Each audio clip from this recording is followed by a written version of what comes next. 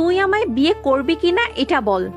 দেখ শাওন, আমি তোকে শেষবারের মতন বলছি, তুই যদি রাজি না হোস আমাকেই কিছু করতে হবে। দেখ নীলা, বোঝার চেষ্টা কর। আমি বয়সে তো 2 বছরের ছোট। তাছাড়া তুই আমার চাচাতো বোন, এটা কখনো হয় না। আর আমার গার্লফ্রেন্ড আছে। সবচেয়ে বড় কথা হলো কালকে তোর বিয়ে। এখন আমাদের এই বন্ধ করে দেখে ফেললে লোকজন খারাপ ভাববে। নীলা, পাগলামি করিস না প্লিজ। নীলা সর, আমি যাব। কাল আমার চাচাতো বোন নীলার বিয়ে, তাই আজ আমার ব্যস্ততা একটু বেশি। চাচার কোনো ছেলে নেই, আর আমার মা বাবার একমাত্র ছেলে আমি। আমার একটা বড় বোন আছে। নীলা আর আমি ছোটকাল থেকে একসাথে বড় হয়েছি। নীলা সকালে বলছিল আমার সাথে কি যেন কথা আছে, তার রুমে যেতে। অনেক ব্যস্ত থাকায় যেতে পারিনি। এখন বিকাল 4টা বাজে। চাচার সাথে কিছু হিসাব বুঝে নেওয়ার জন্য যাচ্ছিলাম, তখনই নীলা আমাকে টেনে ওর রুমে নিয়ে গেল। তারপর কি বললো তা তো আপনারা শুনতেই পেলেন। আসলে ও আমাকে অনেকদিন ধরে একটা কথা বলছিল, যে সে আমাকে ভালোবাসে। কিন্তু আমি তেমন কোনো পাত্তা দিই না। নীলা দেখতে খারাপ বলা যাবে না, কিন্তু সমস্যা হলো ও আমার চাচাতো বোন, তার উপর 2 বছরের সিনিয়র। যদিও বা আমার গার্লফ্রেন্ড আছে আমার 4 বছরের সিনিয়রের। এইসব কারণে আমি রাজি হইনি। আরে রাখ তোর গার্লফ্রেন্ড, আমি তোকে শেষবারের মতন জিজ্ঞেস করছি তুই আমায় বিয়ে করবি কিনা। দেখ নীলা, পাগলামি করিস না। আরে পাগলামি কাকে বলে সেটা তুই এবার দেখবি। আমি তোকে শেষবারের মতন বলছি। আর সহ্য করতে পারলাম না, কষে একটা চড় মেরে দিলাম নীলার গালে। আমি তোকে শেষবারের মতন সুযোগ দিয়েছিলাম, এবার দেখ আমি কি করি। তোকে কিভাবে নিজের করে নিতে হয় সেটা আমি জানি। এ কি নীলা, তুই কি করছিস? আমি ভয় পেয়ে গেলাম। ভয়ে বুকটা ধুকপুক করতে শুরু করলো। দেখ নীলা, প্লিজ এমন করিস না। আমার আব্বু আম্মু আমায় অনেক বিশ্বাস করে। প্লিজ তুই তাদের বিশ্বাসটা নষ্ট করিস না।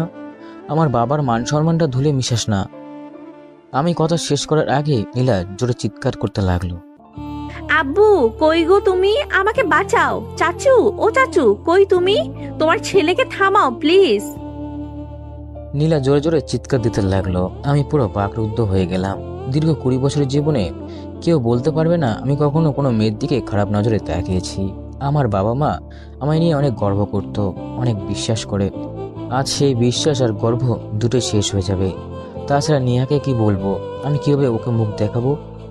এতক্ষণে নীলার চিৎকারে সবাই চলে এসেছে।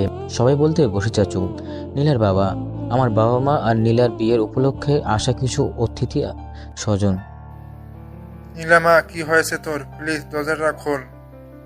বসির চাচু মনে অনেকটা ভয় পেয়ে গেছে। আসলে বসির চাচু আমায় নিজের ছেলের মতোই ভালোবাসে। বাবা প্লিজ আমায় বাঁচাও। এইদিকে আমি নীলার দিকে তাকিয়ে পুরো অবাক হয়ে গেলাম। নীলা ওর পুরো শাড়ি খুলে ফেলেছে। ওর ছায়া ব্লাউজ ছিঁড়ে মাটিতে পড়ে আছে। এমনভাবে করছে যেন ওকে আমি ধর্ষণ করেছি। কিছুক্ষণ পরে বাবা আর চাচু মিলে দরজাটা ভেঙে ফেলে সবাই ভিতরে প্রবেশ করলো। নীলা উঠে দৌড়ে গিয়ে ওর বাবার পিছনে লুকালো। বিশ্বাস করো বাবা, আমি কিছুই করিনি। বাবা আমার দিকে তাকিয়ে স্তব্ধ হয়ে গেছে, আর মা তো মাটিতে বসে পড়েছে। বাবার দিকে তাকাতে পারছি না। বাবার চোখ রক্তের মতো লাল হয়ে গেছে। সবাই কেমন করে যেন আমার দিকে তাকিয়ে আছে। আমি বাবাকে কি করে বলবো? আমার উপর বাবার এত বিশ্বাস আর ভরসা সব আজ ধুলে মিশে গেছে। আমি বাবার পায়ে পড়ে গেলাম। বিশ্বাস করো বাবা, আমার আর কিছু বলতে পারলাম না। তার আগেই বাবা আমার গালে চড় বসে দিল। বাবার চোখ দিয়ে অবরত পানি পড়ছে। বাবা আমায় মারতে মারতে বলল, বিশ্বাস, আর তুই বল কেন এমন করলি? কেন কেন তুই আমার সব বিশ্বাস আর ভরসা ধুলে মিশিয়ে দিলি? কোনো দোষের শাস্তি দিলি তুই আমায়? বাবা আমায় লাথি মেরে তার পা থেকে সরিয়ে দিল। আমি দৌড়ে মায়ের কাছে গেলাম। মায়ের পা ধরতে যাব, তখনই মা নিজের পাটা সরিয়ে নিল। মা হঠাৎ কঠোর মনে হলো। অবনী, ওর জামা কাপড় গুছিয়ে দে। আজ থেকে আমার শাওন নামের কোনো ছেলে নেই। আমি যাতে ওকে আর এই বাড়িতে না দেখি। এ কি শুনছি আমি? মা আমাকে বাড়ির থেকে তাড়িয়ে দিতে যাচ্ছে? না, মা বাবাকে ছেড়ে আমি কোথায় যাব? মা বাবাকে ছাড়া ছেড়ে যাওয়ার কথাও তো আমি ভাবতেও পারি না। আমি দৌড়ে গিয়ে মায়ের পা ধরে বললাম, না মা, দয়া করে আমায় এই শাস্তি দিও না। তোমাদের ছাড়া আমার কে আছে? আমি কোথায় যাব? মায়ের পায়ের কাছে বসে বসে বললাম কথাগুলো। মা নিজেকে ছাড়িয়ে নিয়ে চলে গেল। এদিকে অবনী আপু আমার ব্যাগ গুছিয়ে নিয়ে হাজির। আমাকে ব্যাগ দিয়ে দিতে বলল। অবনী আমার বড় বোনের নাম। ছি, তোকে আমার ভাই বলে পরিচয় দিতেও লজ্জা হচ্ছে, তুই এত নীচ। আমি পুরো বাকরুদ্ধ হয়ে গেলাম। কয়েক মুহূর্তের মধ্যে কি থেকে কি হয়ে গেল আমার সাথে এটা। এক ঘূর্ণি পাকের ঝড়ে আমার পুরো জীবনটা এলোমেলো হয়ে গেল। আমি ব্যাগ নিয়ে ঘর থেকে বেরিয়ে পড়লাম। পিছনে তাকিয়ে দেখলাম কেউ আসেনি আমার সাথে। যেই বাবা মা আমায় না খাইয়ে খেত না, আজ সেই বাবা মা তার বাসা থেকে আমায় বের করে দিল। যে বোন আমায় নিজের থেকেও বেশি ভালোবাসতো, সে আজ আমায় নিজ বলে কাড়ি দিল। আর ভাবতে পারছি না এসব। আমি রাস্তা দিয়ে হেঁটে যাচ্ছিলাম অজানার উদ্দেশ্যে, তখনই দেখলাম নেহাকে। নেহা আমার গার্লফ্রেন্ড দাঁড়িয়ে আছে। নেহা হয়তো আমায় বিশ্বাস করবে। আমি নেহার দিকে এগিয়ে গেলাম। নেহা, বিশ্বাস করো, আমি কথা শেষ করার আগে আমার গালে চর বসিয়ে দিল। আমি পুরো স্তব্ধ হয়ে গেলাম। শেষ পর্যন্ত নেহাও আমায় অবিশ্বাস করলো। কি নেই আমার যে তুই শেষ পর্যন্ত ওই মেয়ের সাথে? ছি, তোর যদি এতই চাহিদা থাকতো তুই আমায় বলতিস, আমি বিয়ের আগে তোকে সব দিয়ে দিতাম। আমি আর কিছু না বলে সামনের দিকে পা বাড়ালাম। এখানে থেকে আর কোনো লাভ নেই, এখানে কেউ আমাকে বিশ্বাস করবে না। নেহা তো আমার চরিত্র সম্পর্কে জানে, ও কিভাবে পারলো আমাকে অবিশ্বাস করতে। আর যেখানে নিজের মা বাবাই আমাকে বিশ্বাস করে নাই, সেখানে নেহা তো দূরের কথা। না, এখানে আর থাকবো না। এই শহর ছেড়ে আজই চলে যাব, ঢাকার উদ্দেশ্যে রওনা দেব। আমি বারবার পিছনে ফিরে তাকাচ্ছিলাম, এই বুঝি নেহা আমাকে ডাক দেবে, কিন্তু না, নেহা আমার দিকে ফিরেও তাকালো না। হায় রে দুনিয়া, কেউ আমার থেকে সত্যিটা জানতেই চাইল না, সবাই আমাকে অবিশ্বাসী করলো। আমি আর দেরি না করে বাস স্ট্যান্ডের দিকে পা বাড়ালাম। আর থাকতে পারবো না এই অবিশ্বাসের মাঝে। আমার কাছে জমানো 5,000 টাকার মতো ছিল, সেই টাকা নিয়ে রওনা হলাম। আধ ঘন্টা পরে বাস স্ট্যান্ডে এসে পৌঁছালাম। বাস স্ট্যান্ডে আসার পরে মনে হলো কেউ আমাকে ডাকছে। পিছনে তাকলাম, দেখি আমার বেস্ট ফ্রেন্ড অনেক দৌড়ে দৌড়ে আমার কাছে আসছে। ও হাত দিয়ে নাড়া দিতে বলছে আমাকে থামতে। আচ্ছা, ওকে আমাকে থামতে বলছে? ও কি আমায় সবার মতো অবিশ্বাস করবে? দেখা যাক। ততক্ষণে আমার কাছে এসে গেছে। শাওন, দাঁড়া, তুই কই যাচ্ছিস? আর সবাই এসব কি বলছে? বিশ্বাস করো ভাই, আমি এইসব কিছুই করিনি। নীলা আমাকে ফাঁসিয়েছে বলে আর নিজেকে ধরে রাখতে পারলাম না, কান্না করতে শুরু করলাম। হঠাৎ অনেক আমাকে জোরে ধরে বলল, আমি জানি ভাই, তুই এমন কাজ করতেই পারিস না। আমি তোকে ছোটবেলা থেকে চিনি। দুনিয়া উল্টে গেলেও কেউ আমাকে বিশ্বাস করাতে পারবে না যে তুই এই কাজটা করেছিস। আমি অবাক হয়ে ওর মুখের দিকে তাকিয়ে আছি। হায় রে বন্ধুত্ব! যেখানে মা বাবা এমনকি প্রেমিকাও বিশ্বাস করলো না, সেখানে বন্ধু আমায় জড়িয়ে ধরছে। হয়তো এই জন্যই বন্ধুত্ব বলে। আমার সাথে কেন এমন হলো বলতে পারিস? জানি না রে ভাই, তুই চিন্তা করিস না, আল্লাহ চাইলে সব ঠিক হয়ে যাবে। আচ্ছা, এখন তুই কই যাবি, ঠিক করেছিস? ভাই, এই অবিশ্বাসের মাঝে আমার পক্ষে থাকা সম্ভব না। আমি ঠিক করেছি ঢাকায় চলে যাব, সেখানে গিয়ে কোনো কিছু একটা কাজ খুঁজে নিব। আমি গালে হাত দিয়ে রইলাম। ওই শালা, কাজ করবি মানে? শোন, তোকে অনেক বড় হতে হবে। তুই আমার মাথায় হাত রেখে বল, তুই পড়ালেখা বন্ধ করবি না? আমি নিশ্চুপ। ওই, তুই ঢাকা কই থাকবি এই চিন্তা করছিস? দাঁড়া, এই নে, এটা আমার চাচার ঠিকানা। ওনার কোনো ছেলে মেয়ে নেই, তুই ওখানে গিয়ে ওনার বাসায় উঠতে পারিস। বলেই পকেট থেকে একটা কাগজ বের করলো। কিন্তু উনি আমাকে ওনার বাসায় কেন উঠতে দেবে? আর উনি যদি সব জানে তাহলে তো আমায় বের করে দেবে। আরে ধুর শালা, তুই শুধু যা, বাকিটা আমি ম্যানেজ করে নিব। উনি আমায় নিজের ছেলের মতো ভালোবাসেন আর বিশ্বাসও করেন। আমি ওনাকে সব বুঝিয়ে বলবো, তোর কোনো প্রবলেম হবে না। উনি তোকে ঢাকায় ভালো কোনো কলেজে ভর্তি করিয়ে দিবে। আমি কি বলবো ভেবে পাচ্ছি না। ভাগ্যিস এমন একটা বন্ধু ছিল। আমি ওকে কি বলে যে ধন্যবাদ দিব ভাষা খুঁজে পাচ্ছিলাম না। ভাই, তোর এই উপকার আমি কখনো ভুলবো না। তোকে অনেক ধন্যবাদ। ওই শালা, বন্ধুর মাঝে আবার কিসের ধন্যবাদ? আর শোন, ধর, আমার কাছেই 3,000 টাকা আছে, এটা রাখ, পরে কাজে লাগবে। না ভাই, লাগবে না, আমার কাছে আছে। আরে ধুর শালা, ধর, পরে আবার ফেরত দিয়ে দিস। আমি ওকে জড়িয়ে ধরে বাচ্চাদের মতো কান্না করতে শুরু করলাম। দেখ ভাই, আল্লাহ চায় তো সব আবার আগের মতো ঠিক হয়ে যাবে। তুই শুধু মন দিয়ে পড়ালেখা কর, নিজেকে গড়ে তোল। বাস ছেড়ে দিয়েছে। আমি ওকে বিদায় দিয়ে বাসের ভিতরে উঠে পড়লাম। বাড়ির দিকে তাকিয়ে একবার দেখে নিলাম কেউ আমাকে নিতে এলো কিনা। না, কেউ আসেনি। শুধু আমার বন্ধুটা হাত নেড়ে বিদায় দিচ্ছে। আমি ওকে বিদায় জানালাম। আজ আমি রওনা হলাম নতুন জীবনের উদ্দেশ্যে। কাল থেকে আমার নতুন জীবন শুরু। টানা 5 ঘন্টা জার্নি করার পর আমি পৌঁছে গেলাম ঢাকাতে। আমি আগে বাবার সাথে কয়েকবার ঢাকা এসেছিলাম, কিন্তু এই প্রথমবার একা আসলাম। কেন জানি না একটু ভয় ভয় লাগছে, কিন্তু অতটাও ভয় লাগছিল না, কারণ অনেকের চাচুর বাসায় উঠবো, তাই থাকার কোনো চিন্তা নেই। কিন্তু মনটা অসম্ভব খারাপ লাগছে। মাত্র একটা দিনে কয়েকটা মুহূর্তে আমার পুরো জীবনটা বদলে দিল। কালকে ছিলাম বাবা মায়ের একমাত্র আদরের সন্তান, কিন্তু আজকের মাত্র একদিনের ভিতরে জীবনটা পুরো বদলে গেল। যেই বাবা মা আমাকে না খাইয়ে খেত না, হয়তো সেই বাবা মার মনে আমার জন্য ঘৃণা ছাড়া আর কিছুই নেই। নীলা সৎ হলেও আমি ওর চাচাতো ভাই ছিলাম। ও কিভাবে পারলো আমার জীবনটা এভাবে ধ্বংস করতে? বাস স্ট্যান্ডে দাঁড়িয়ে আছি, এসব ভাবছিলাম, চোখের পানি চলে এসেছে। হঠাৎ পিছন থেকে একটা শব্দে ধ্যান ভেঙে গেল। দেখে একজন অটোওয়ালা দাঁড়িয়ে আছে। আমি ওনার কাছে গিয়ে দাঁড়ালাম আর বললাম, মামা যাবেন? কই যাইবেন? অনেকের দেওয়া ঠিকানাটা দিয়ে বললাম, এই ঠিকানায় যেতে হবে, কত নেবেন? অটোওয়ালা আমার দিকে একবার অদ্ভুতভাবে তাকিয়ে তারপর ঠিকানাটা দেখে বলল। 100 টাকা লাগবো মামা। আমি ভাবলাম দূরে হবে, তাই বেশি চেয়েছে। আচ্ছা চলেন। মাত্র 2 মিনিট পর অটোওয়ালা একটা জায়গায় এসে দাঁড়ালো। এত তাড়াতাড়ি? এতটুকু পথ তো হেঁটেই আসতে পারতাম। এতটুকু পথের জন্য 100 টাকা ভাড়া? হ মামা, এটাই আপনার ঠিকানা। এতটুকু পথের জন্য 100 টাকা ভাড়া? মামা, আমি তো আপনারে আগেই কয়া লইছি। অটোওয়ালা মনে হয় অনেক আগে বুঝতে পেরেছিল আমি এই জায়গায় নতুন, তাই সে সুযোগ নিল। আমি আর বাড়াবাড়ি না করে ভাড়াটা দিয়ে দিলাম। এমনিতেই মনটা ভালো ছিল না। আচ্ছা মামা নিন। একবার বাড়ির নাম্বারটা মিলিয়ে বাড়িটা খুঁজতে লাগলাম, কিন্তু পাচ্ছিলাম না। অনেক খুঁজলাম, কিন্তু আর পেলাম না। হঠাৎ দেখলাম একজন লোক আসছে। ভাবলাম যাই, ওনাকে গিয়ে জিজ্ঞাসা করি। এই যে চাচা, শুনছেন? কিছু বলবেন? বাড়ির নাম্বারটা দেখে বললাম, এই বাড়িটা কোথায়? নাম্বারটা দেখে বলল, এইদিকে নতুন? জি। আসেন আমার সাথে। আমি লোকটার পিছন পিছন যেতে লাগলাম। লোকটা হঠাৎ একটা বিশাল বাড়ি, বাড়ি বললে ভুল হবে, যেন একটা রাজপ্রাসাদের সামনে এসে দাঁড়ালো। বাড়িটার দিকে তাকিয়ে ইশারায় বলল, এই আপনার বাড়ি। ধন্যবাদ। লোকটা চলে গেল।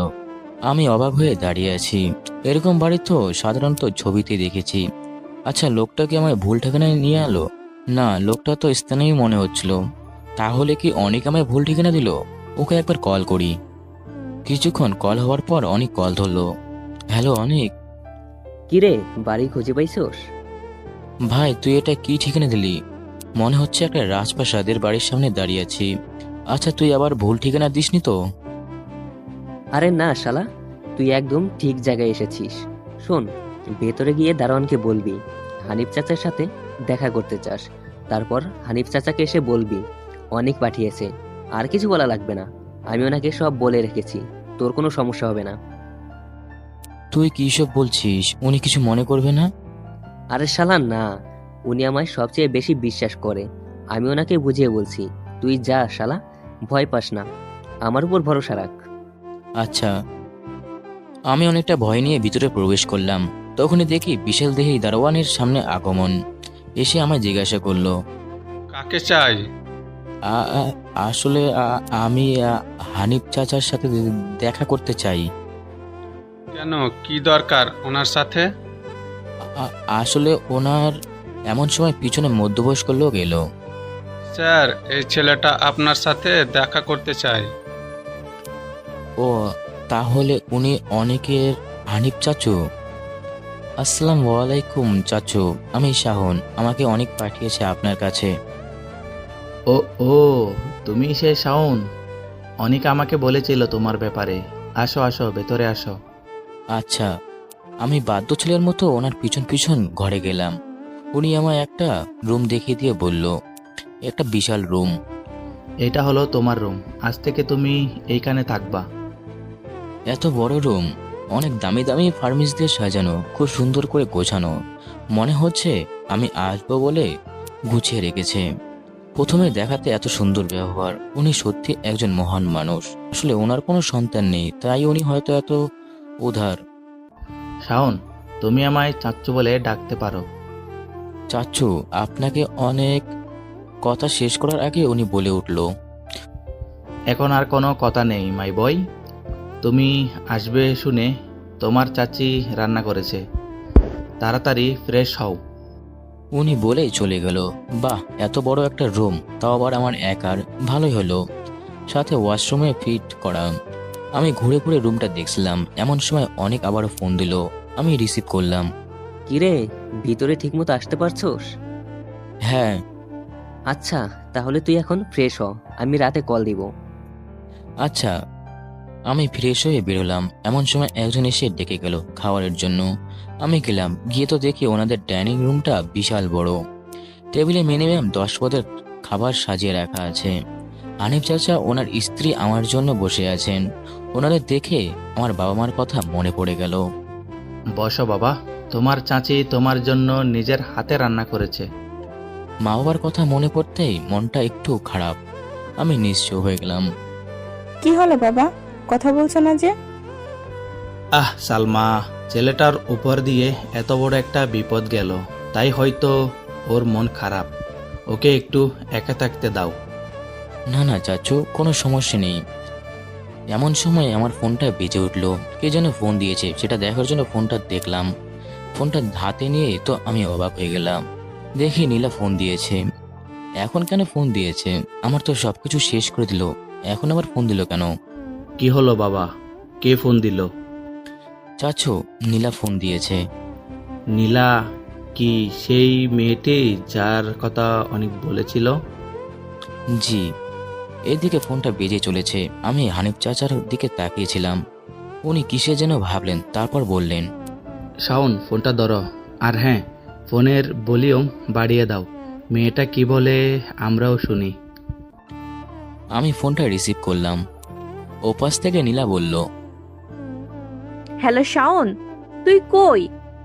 আমি নিশ্চুপ, আমার কথা বলতে মন চাচ্ছে না। আমি চাচার দিকে তাকিয়ে বললাম। উনি হাতে ফোনটা ইশারা করে কথা বলতে বলল।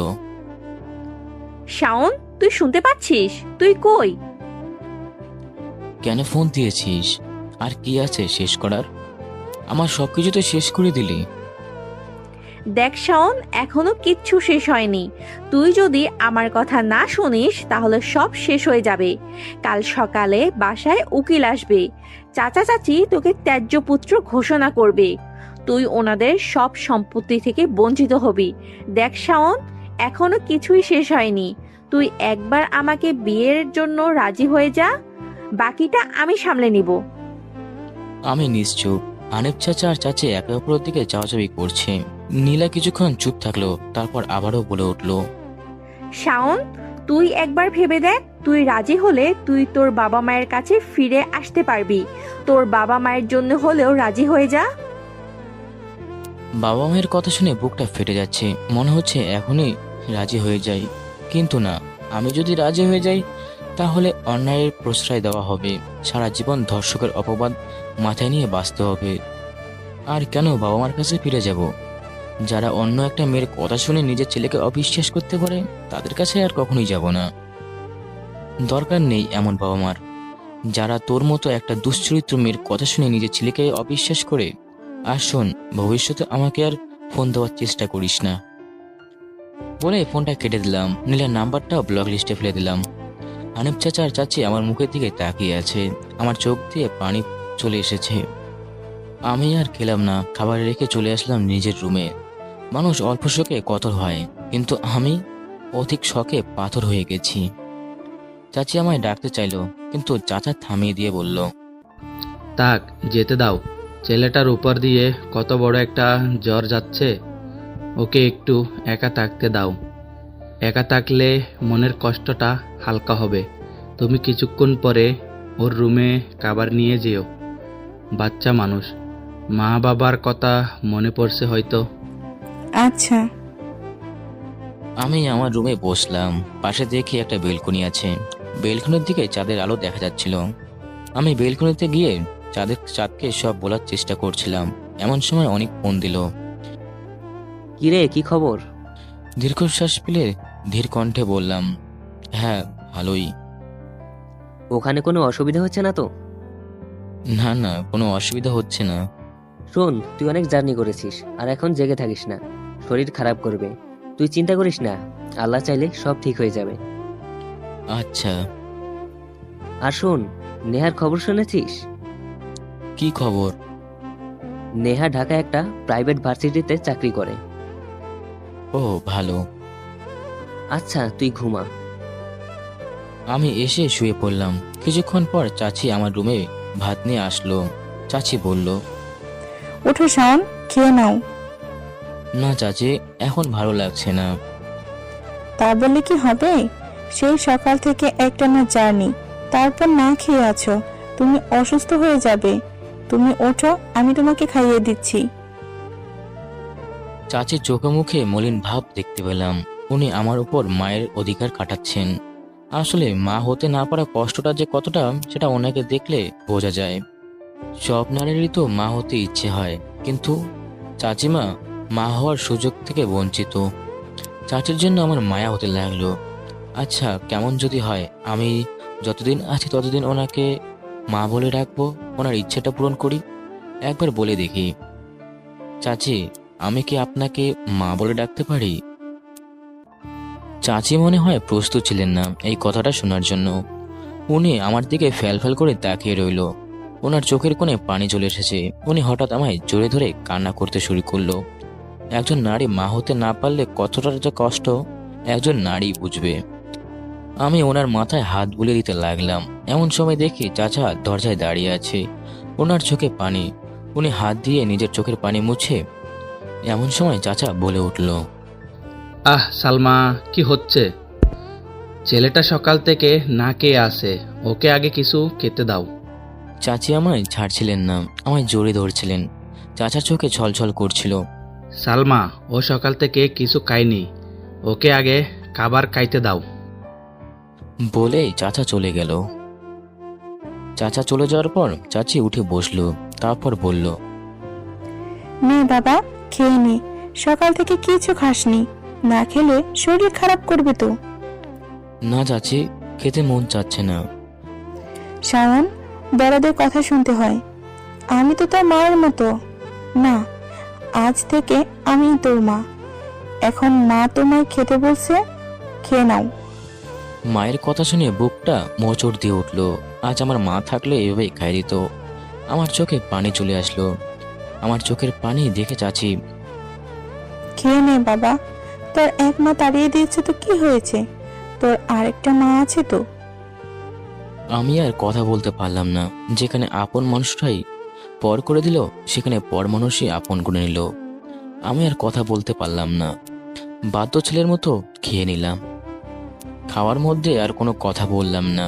মা মাঝে মাঝে সান্ত্বনা দিচ্ছিল। ভাবতেই অবাক লাগছে, মাত্র একদিনের ভিতরে কতটা আপন করে নিল আমায়। খাবার শেষের পর মা বলল, বাবা, এইবার ঘুমিয়ে পড়। আমিও বাধ্য ছেলের মতো শুয়ে পড়লাম। উনি আমার মাথায় হাত বুলিয়ে দিতে লাগলো। আমি ঘুমানো পর্যন্ত উনি আমার পাশে ছিল, আমার মাথায় হাত বুলিয়ে দিচ্ছিল। সকালে পাখির কিচিরমিচির শব্দে ঘুমটা ভেঙে গেল। জানলার বাইরে তাকিয়ে তো আমি অবাক হয়ে গেলাম। ছোটখাটো একটা বাগান আছে আমার জানলার পাশে। ঢাকা শহরে তো আজকাল বাগান বাড়ি নেই বললেই চলে। আমি আমার রুমের বাইরে গেলাম, দেখলাম মা সকালে নাস্তা রেডি করেছে। আর আমাকে দেখে একটা মুচকে হাসি দিয়ে বলল, কি খবর, তুমি উঠে গেছো? আমি এখনই যাচ্ছিলাম তোমায় জাগাতে। তোমার রুমেই ওয়াশরুম আছে, যাও ফ্রেশ হয়ে আসো। আমি রুমে এসে ফ্রেশ হয়ে নাস্তা করতে গেলাম। সবাই মিলে বসে খাচ্ছিলাম। হঠাৎ চাচা বলে উঠল, শাওন, তোমার পড়ালেখার কি অবস্থা? আহ, কি হচ্ছে? ছেলেটা কালকে মাত্র আসলো, ওকে কিছুদিন সময় দাও, তারপর না হয় এসব কথা বলো। না সালমা, তুমি বুঝতে পারছো না, জীবনে এমন অনেক জ্বর আসবে যাবে, তাই বলে চুপ করে থাকাটা উচিত নয়। যতদিন চুপ করে থাকবে ততদিন জীবন থেকে পিছিয়ে পড়বে। না চাচা, আমার কোনো সমস্যা নেই। আসলে 1 মাস আগে তো আমি এইচএসসি পরীক্ষার রেজাল্ট দিয়েছি। রেজাল্ট মোটামুটি ভালোই। ও, তাহলে তো ভালোই। আমার বন্ধুর একটা প্রাইভেট ভার্সিটি আছে, অনেক ভালো ভার্সিটি। আমি চাই তুমি সেইখানে ভর্তি হও। তুমি কি বলো? আমি অবাক হয়ে ওনার দিকে তাকিয়ে রইলাম। উনি আমায় কত দিনের চেনা। একদিনে উনি ভালোই করে, একদিনে কতটা আপন করে নিলেন আমায়, নিজের ছেলের মতো আমায় খেয়াল রাখে। আমার চোখে পানি চলে এলো। মানুষ এতটা ভালো হয় কি করে, আমি ভেবেই পাই না। চাচা আবারও বলল, শাওন, তুমি ঠিক আছো? হ্যাঁ চাচা, আপনি যেখানেই চান আমি সেখানেই ভর্তি হব। তাহলে তো হয়েই গেল। আমি আজই তোমায় ভর্তি করিয়ে দিব। সামনের মাস থেকে ক্লাস শুরু। আচ্ছা, 1 মাস পর। মা, আমায় তাড়াতাড়ি খেতে দাও, আজ আমার ভার্সিটির প্রথম দিন। দাঁড়া বাবা, আর মাত্র 5টা মিনিট, সব রেডি করা হয়ে গেছে। কি হলো আজ? আমার ছেলেটাকে আজ খুব খুশি খুশি লাগছে। ধুর বাবা, তুমিও ভুলে গেলে, আজ আমার ভার্সিটির প্রথম দিন। না না, আজ আমার ছেলের ভার্সিটির প্রথম দিন, সেটা কি আমি বলতে পারি? তুমি খাওয়া দাওয়া শেষ করো, তোমার জন্য একটা সারপ্রাইজ আছে। আচ্ছা। ও, আপনাদের তো বলাই হয়নি। চাচাকে এখন আমি বাবা বলে ডাকি। আর মা বাবার সাথে আমি এখন অনেকটাই ফ্রি হয়ে গেছি। ওনারা আমাকে অনেক ভালোবাসেন। কেউ না জানলে কখনোই বুঝতেই পারবে না আমি ওনাদের আসল ছেলে না। এরই মধ্যে মা চলে আসলো। নে বাবা, তাড়াতাড়ি খেয়ে নে। আমি বাবা মা একসাথে খাবার খেয়ে নিলাম। তারপর মা আর বাবা আমায় এগিয়ে দেওয়ার জন্য বাইরে এলো, কিন্তু হঠাৎ মা আমাকে পিছন থেকে চোখ দুটো চেপে ধরলো। আহ মা, কি হচ্ছে? আমার দেরি হয়ে যাচ্ছে তো। কোনো কথা নেই, বলেছিলাম না তোমার জন্য একটা সারপ্রাইজ আছে। আচ্ছা। মা আমাকে কিছু দূর নিয়ে চোখটা খুলে দিল। চোখ খুলে তো আমি যা দেখলাম সত্যি সারপ্রাইজ হয়ে গেলাম। আমার সামনে একটি বাইক রাখা আছে। আব্বু, আমি এত খুশি আর কখনো হইনি। আমি খুশিতে আব্বুকে জড়িয়ে ধরলাম। আজ আমার ভার্সিটির প্রথম দিন, এমন একটা সারপ্রাইজ আমি সত্যি ভাবতে পারিনি। জীবনে প্রথম বাইক বলে কথা, ফিলিংসটা একটু বেশিই ছিল। বাবা, শুধু বাবাকেই জড়িয়ে ধরবা? আমি বুঝি কেউ না? না, কে বলেছে কেউ না? আমার আম্মুটা পৃথিবীর সবচেয়ে গ্রেট আম্মু। আম্মুকে জড়িয়ে ধরে। হয়েছে এবার মা ছেলের ভালোবাসা। ভার্সিটির সময় কিন্তু প্রায় শেষ। আচ্ছা আব্বু, তাহলে আমি যাই। আব্বু আর আম্মুর কাছ থেকে বিদায় নিয়ে রওনা দিলাম ভার্সিটির উদ্দেশ্যে। ভার্সিটি বাসা থেকে বেশি দূর না, তবু বাইক নিয়ে গেলে অন্যরকম একটা ভাব থাকে। ভার্সিটির আজ প্রথম দিন, জানি না সবাই কেমন হবে। নিজের ভিতরে একটা অজানা কাজ করছে। অবশ্য 5 মিনিটের পর পৌঁছে গেলাম স্বপ্নের ভার্সিটিতে। ভার্সিটিতে এসে শুনলাম ভার্সিটি শুরু হতে এখনো 30 মিনিট বাকি। যাক, ভালোই হলো। এই ফাঁকে কিছু বন্ধু বানিয়ে নেওয়া যাক। আচ্ছা, কাকে দিয়ে শুরু করি? ওই তো একটা মেয়ে আছে, ওকেই ট্রাই করি। মেয়েটা একা একা বটতলার বসে আছে। ওর কাছে গিয়ে বললাম, হাই, আমি শাহন। আজকে ভার্সিটির প্রথম দিন। তোমার নাম কি? আমার নাম সামিয়া। আমারও আজ ভার্সিটিতে প্রথম দিন। বলে মেয়েটা উঠে যেতে লাগলো। ওই মিয়া, দাঁড়ান। আচ্ছা, আমরা কি বন্ধু হতে পারি? ওই, আমারে তোরে মিয়া লাগে? একটা আঙ্গুল মুখের কাছে এনে মুখটা বাঁকা করে। কি কুন্ডি মেয়ে রে বাবা! একটু মিয়া বললাম, তাতে মহাভারত অশুদ্ধ হয়ে গেল। না মানে, আপনার নামের মধ্যেই তো মিয়া আছে, সা আর মিয়া। আমি সাটা বাদ দিয়ে বললাম। কি যেন ভেবে কিছুক্ষণ পর হো হো করে হেসে উঠল। ঠিক আছে, আজ থেকে আমরা ফ্রেন্ড। টিং টিং করে যা পেতনির সাথে কথা বলতে বলতে ঘন্টা দিয়ে দিল। আচ্ছা চলো ক্লাসে যাই। চলো। আমরা ক্লাসে চলে আসলাম। ক্লাসে আমি আর সামিয়া একদম সামনের বেঞ্চে বসলাম। আমি বসতে চাইনি, সামিয়া জোর করে বসালো। প্রথম ক্লাস নাকি কোনো একটা ম্যাডাম নেবে। যাক, আমার ভালো লাগছিল। নতুন ক্লাস, নতুন ফ্রেন্ড, নতুন পরিবেশ, সবকিছু মিলে অন্যরকম একটা অনুভূতি।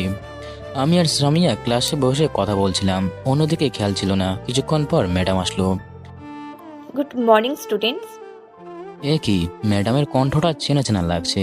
ম্যাডামের দিকে তাকিয়ে আমার পুরো দুনিয়াটা অন্ধকার হয়ে গেল। এ আমি কাকে দেখছি? এ যে নেহা, যে 1 মাস আগে আমায় ছেড়ে চলে গেছিল। অনেক বলেছিল নেহা নাকি কোনো প্রাইভেট ভার্সিটিতে চাকরি পেয়েছে, কিন্তু সেটা যে আমাদের ভার্সিটিতে সেটা তো বলে নাই। যাক, ভালোই হলো। আজকে ওকে সব সত্যি খুলে বলতে হবে। হ্যালো স্টুডেন্টস, আমি মিস নেহা ইসলাম। আজ থেকে তোমাদের প্রথম ক্লাস আমি নেব। ক্লাসের সবাই নেহার দিকে হা করে তাকিয়ে আছে। তাকাবেই না কেন? এত সুন্দর ম্যাডাম থাকলে না তাকিয়ে কি আর পারা যায়? কিন্তু আমি নিচের দিকে তাকিয়েছিলাম যাতে আমায় না দেখে।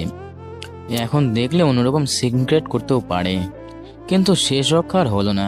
শালা কেন যে সামনে বসতে গেলাম। নেহা আমায় দিকে ডেকে বলল, এই ছেলে, নিচের দিকে তাকিয়ে আছো কেন? ক্লাস কি নিচে হচ্ছে নাকি? আমি নিচের দিকে তাকিয়ে রইলাম, কারণ আমি মুখ উপরে ওঠালে কি হবে সেটা আমি ভালো করেই জানি। এই ছেলে, এই দিকে তাকাও বলছি। আমি নেহার দিকে তাকালাম। আমাকে দেখে ও একটা ধাক্কা খেলো মনে হলো। আমার বুকের বাম পাশটাও চিনচিন করে উঠল। নেহার চোখটা লাল হয়ে গেল, কিন্তু নেহা আমার দিকে তাকালো না। ও আবারও সামনের দিকে তাকিয়ে ক্লাস নিতে শুরু করলো। সবাই স্বাভাবিক ভেবে নিল, কিন্তু আমি বুঝতে পারছি না নেহার ভিতরে কি চলছে। এমন সময় সামিয়া বলে উঠল, শাওন, তুই ম্যামকে আগে থেকে চিনিস? আমি একটু অপ্রস্তুত ভাবে, না না, মানে কি বলছিস তুই? আমি তো ম্যামকে আজকে প্রথম দেখলাম, আমি কিভাবে চিনব? কিছুটা অবিশ্বাসের দৃষ্টিতে আমার দিকে তাকিয়ে বলল, তাহলে ম্যামকে দেখে তুই এভাবে সিক্রেট করলি কেন? আরে তুই পাগল হয়ে গেছিস নাকি? আমি আবার কি করলাম? নেহা আমার কান্নামাখা মুখ দেখে চুপ হয়ে গেল। একে একে সব ক্লাস শেষ হয়ে গেল। আমি কোনো ক্লাসে মন দিতে পারলাম না, দম বন্ধ হয়ে আসছিল। হঠাৎ ছুটির ঘন্টা পড়লো। আমি ক্লাস থেকে এক দৌড়ে বাইরে গেটের কাছে দাঁড়ালাম। সামিয়া পিছন থেকে ডাকছিল, কিন্তু এখন আর আমার কোনো সময় নেই।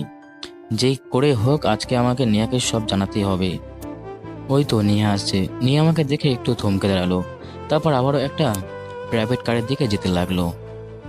আমি তাড়াতাড়ি নেহাকে ডাক দিলাম, নেহা দাঁড়াও, তোমার সাথে আমার কথা আছে। ওর আমার দিকে কোনো ভ্রুক্ষেপই নেই, কিছু না শোনার ভান করে হাঁটতে লাগলো। নেহা প্লিজ একবার হলো আমার কথাটা শোনো প্লিজ। আমি ওর পিছন পিছন দৌড়াতে লাগলাম। নেহার আমার দিকে কোনো ভ্রুক্ষেপই নেই, ও নিজের মতো করে হাঁটতে লাগলো। ও একটা প্রাইভেট কারের খুব কাছে চলে এসেছে। না, ওকে থামাতেই হবে। আমি ওর হাত দুটো মুঠো করে ধরলাম, ওকে থামাতে দাঁড়ালাম। আমি নেহাকে তারপর বললাম, নেহা।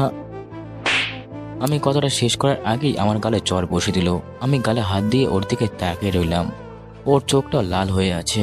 ও আবারও চলে যাচ্ছিল, কিন্তু না, ওকে চলে যেতে দিলে হবে না। আজকে ওকে সব সত্য কথা জানাতেই হবে। আমি ওর আবারও হাত দুটো ধরে বললাম, নেহা, আজকে তোমাকে আমার সব কথা আমি কথা শেষ করতে পারলাম না, তার আগে আবারও চড় বসে দিল। এবার চড়টা একটু জোরে ছিল, ঠোঁটের একটা কিনারা কেটে গেছে, খুব জ্বালাও করছিল। পরপর দুটো চড়ে পুরো শব্দর ক্যাম্পাসে যেন মনে হচ্ছিল থমকে দাঁড়ালো। সবাই আমার দিকে অবাকভাবে তাকিয়েছিল, মনে হচ্ছিল কোনো এলিয়েন দেখেছে। নেহার চোখে কোনো পানি দেখা যাচ্ছে না। নেহা প্লিজ, তুমি আমার কথাগুলো শোনো। চুপ, একদম চুপ। তোর মতো একটা দুশ্চরিত্র লম্পট ছেলের কাছে আমার কিছুই শোনার নেই। আমার পথ ছাড়, আমি যাব। দুশ্চরিত্র শব্দটা একবারে আমার বুকের মাঝে লাগলো। বুকটা কেমন জানি জ্বালা করছিল। আসলে যে আমি দোষী নই, সে দোষ নিজের ঘাড়ে আসলে কতটা যে খারাপ লাগে সেটা বলে বোঝানো সম্ভব না। তার উপর আবার দুশ্চরিত্র। নেহা আমার প্রেমিকা, আমি কখনো ওকে ছুঁয়েও দেখারও চেষ্টা করিনি। কিভাবে পারলো আমায় এমন কথা বলতে? আপন মানুষ দুঃখ দিলে সেটা কখনো মেনে নেওয়া যায় না, সেটা একদম বুকের মাঝে গিয়ে লাগে। হায় রে জীবন, একটা ভুল বুঝে আমার পুরো জীবনের আপন মানুষগুলোকে দূরে সরিয়ে দিল। ওই থেকে নেহা আবারও চলে যেতে লাগলো, কিন্তু ওকে তো যেতে দেওয়া যাবে না। আজ ওকে সব বলতে না পারলে আমার সারা জীবনের কাছে ওর বিনা দোষী হয়ে থাকতে হবে। কিন্তু ও তো দাঁড়াচ্ছে না। না, ওকে আটকাতে হবে। নেহা প্লিজ, একবার শোনো। নেহার পাটা জোরে ধরলাম। পুরো ক্যাম্পাস আমার দিকে তাকিয়ে আছে। থাক তাকিয়ে, তাতে আমার কি? আমার ভালোবাসার মানুষ তো আর তাকিয়ে থাকলে ফিরে আসবে না। নেহার পা জোরে ধরতে কান্না করতে লাগলাম, কিন্তু তারপরেও নেহার মনে যেন কোনো মায়া হলো না। ওর পাটা ছাড়িয়ে নিয়ে চলে যেতে লাগলো। আমি মাটিতে বসে চিৎকার দিতে লাগলাম, কিন্তু কোনো ভ্রুক্ষেপই নেই। ও শান্তভাবে চলে গেল। হে আল্লাহ, এ আমি কাকে ভালোবেসেছিলাম যে একটা কথা শোনার পর্যন্ত রাজি হয় না, আমাকে একটু বিশ্বাস পর্যন্ত করতে পারলো না। আমি মাটিতে বসে চিৎকার দিয়ে কাঁদতে লাগলাম। পুরো ক্যাম্পাস আমার দিকে হা করে তাকিয়ে আছে। কেউ কেউ বাজে কথা বলছে, কিন্তু তারা তো জানে না আপন মানুষ কষ্ট দিলে কতটা কষ্ট লাগে। এমন সময় আমার কাঁধে কারো হাত অনুভব করতে পারলাম। পিছনে তাকিয়ে দেখি সামিয়া। ওর চোখে পানি চলে এসেছে। সামিয়া আমার দিকে হাতটা বাড়িয়ে দিয়ে বলল। ওঠো এবার। আমি সামিয়ার হাতটা ধরে উঠে দাঁড়ালাম। ম্যামের সাথে তোর কি হয়েছে রে? সামিয়া, আমাকে ভালো লাগছে না, আমি বাসায় যাচ্ছি, তোমাকে অন্য একদিন সব বলবো। আমি চলে যেতে লাগলাম। আরে দাঁড়া, আমাকে একটু বাসায় নামিয়ে দে। আজকে আমার ভালো লাগছে না রে, প্লিজ তুই রিক্সা করে বাসায় চলে যা। সামিয়া পিছন থেকে কি যেন বলছিল, কিন্তু আমি আর দাঁড়াইনি। আমার মনটা ভালো লাগছিল না। আমি কোনো কথা না বলে বাইকটা নিয়ে একটানে বাসায় চলে আসলাম। প্রচুর কান্না পাচ্ছিল। তাড়াতাড়ি বাসায় এসে ঢুকতে যাব এমন সময় আম্মু জিজ্ঞাসা করলো, কিরে, ভার্সিটিতে আজ প্রথম দিন কেমন কাটলো? ভালো। একটু মুচকি হাসি দেওয়ার চেষ্টা করলাম। কতটা ভালো কেটেছে সেটা কেবল আমিই জানি। কিন্তু আম্মু আমার দিকে তাকিয়ে হেতাবেত না করে আমার দিকে ছুটে আসলো। আমার মুখটা ধরে বলল, কিরে বাবা, তোর কি হয়েছে? তোকে এমন দেখাচ্ছে কেন? তোর ঠোঁট কাটলো কিভাবে? আরে আম্মু না, কিছু না, আজকে অনেকদিন পর বাইক চালাচ্ছিলাম তো, তাই একটু মাথা ব্যথা লাগছে। কিছু হবে না, ঠিক হয়ে যাবে। সরো তো, আমি এখন রুমে যাই। আমি রুমে যেতে লাগলাম, কিন্তু আম্মু আমার হাতটা ধরে বলল, দেখ বাবা, কি হয়েছে আমায় বল। কারোর সাথে কি মারামারি হয়েছে? কান্না ভেজা চোখে আমার দিকে তাকিয়ে আছে। আমি কিছু বলতে যাব তখনই আব্বু বলে উঠল, সালমা, ওকে একটু একা থাকতে দাও। ওর কলেজের প্রিন্সিপাল আমায় সব বলেছে। বাবা, তুই এখন উপরে গিয়ে বিশ্রাম নে। আচ্ছা আব্বু। আমি রুমে চলে গেলাম। আমি রুমে এসে ব্যাগটা রাখলাম। মনটা খুব খারাপ লাগছে। কি হতো নেহা যদি আমার একটাবার কথাগুলো শুনতো, হয়তো ও সহ্য করতেও পারবে না। আসলে ও আমায় খুব ভালোবাসতো, তাই হয়তো ওর খারাপ লাগছে।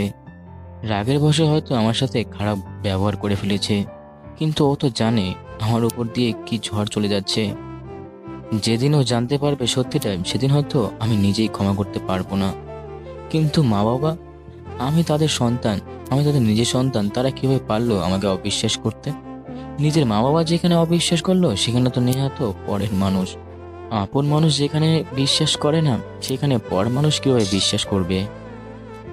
আমার বুক ফেটে কান্না আসছিল। ব্যাগটা রেখে ওয়াশরুমে গিয়ে ঝর্ণা ছেড়ে অনেকক্ষণ কাঁদলাম। আজ আমার কাঁথা সব ছেড়ে গেছে। এই অল্প বয়সের থেকে বেশিরভাগ মানুষের চাপ আমি আর নিতে পারছি না। হে আল্লাহ, আমি এখন থেকে আর বেশি চাপ নিতে পারছি না। তুমি আমায় সাহায্য করো। আমি একদম বাচ্চা শিশুদের মতো কাঁদলাম। পাক্কা আধা ঘন্টা কাঁদার পর বের হলাম। বের হয়ে দেখি অনেকের ফোন 5টার মতো মিস কল দিয়েছে। আমি তাড়াতাড়ি করে কল ব্যাক করলাম। হ্যালো, কিরে, কি খবর? ভালো, তোর খবর কি? আলহামদুলিল্লাহ ভালো। তা ফোন দিয়েছিলিস কেন? ও হ্যাঁ, তোকে যেই কারণে ফোন দিয়েছি সেটা তো বলাই হয় নাই। শোন, সামনের মাসে 5 তারিখে নীরাপুর বিয়ে। সরি রে দোস্ত, আমি যেতে পারবো না। আমার কখনো ওই এলাকায় যাব না। আরে শালা, তোর আসতে হবে না, আমিই আসবো। বিয়েটা আসলে চাচার বাড়িতেই হবে। আমি অবাক হয়ে গেলাম। কি, ওনারা সবাই কি আসবে? হ্যাঁ, তাই তো তোকে কল করলাম। নেহা তো আমার চাচাতো বোন, ও তো অবশ্যই আসবে। আর তোর বাবা তো আমার বাবার জিগারের দোস্ত। বাবা বলেছে তোর পুরো ফ্যামিলিকে নিয়ে আসবে। মানে নীলাও আসবে? হ্যাঁ। ওরা কি কেউ জানে আমি যে এখানে আছি? আপাতত না, তবে ওখানে গেলে তো সবাই জেনে যাবে যে তুই ওখানে আছিস। আচ্ছা তুই রাখ, আমি দেখছি। ওকে তো রাখতে বললাম, কিন্তু এখন এখন আমি কি করব? ওরা আমায় দেখে ফেললে ওদের বিয়েবাড়ির আনন্দটাই মাটি হয়ে যাবে। তাছাড়া বিয়েবাড়ি কোনো একটা সমস্যা হয়ে যেতে পারে। তাছাড়া ওনারা কয়দিন থাকবে? দেখি অনেককে ফোন দিয়ে জেনে নেই। অনেককে আবারও ফোন দিলাম। কল দেওয়ার সাথে সাথে ফোনটা রিসিভ করলো। হ্যালো অনেক। হ্যাঁ বল। আচ্ছা, ওনারা কয়দিন থাকবে? এখনো কিছু বলা সম্ভব না, বিয়ের এখনো 1 মাস বাকি। আচ্ছা এখন রাখি, পরে কথা বলবো। আচ্ছা। আচ্ছা আমি এখন কি করব? আমি কখনোই চাই না ওনাদের সামনে যেতে। আমার কিছু একটা করা উচিত, কিন্তু কি করব আমি? যাই করি, ওনারা কতদিন থাকবে সেটার উপর ভিত্তি করে করতে হবে। ওনারা কতদিন থাকবে সেটা তো বিয়ে করে কয়েকদিন আগেই জানতে পারবো। এখন এত চিন্তা করে লাভ নেই, যা চিন্তা করার তখনই করব। এমন সময় আম্মুর ডাক পড়লো। কি ব্যাপার এত মনোযোগ দিয়ে?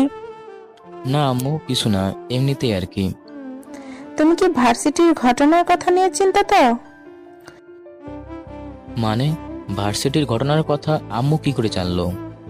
তুমি মনে হয় ভুলে গেছো, তোমাদের প্রিন্সিপাল তোমার আব্বুর বন্ধু হয়।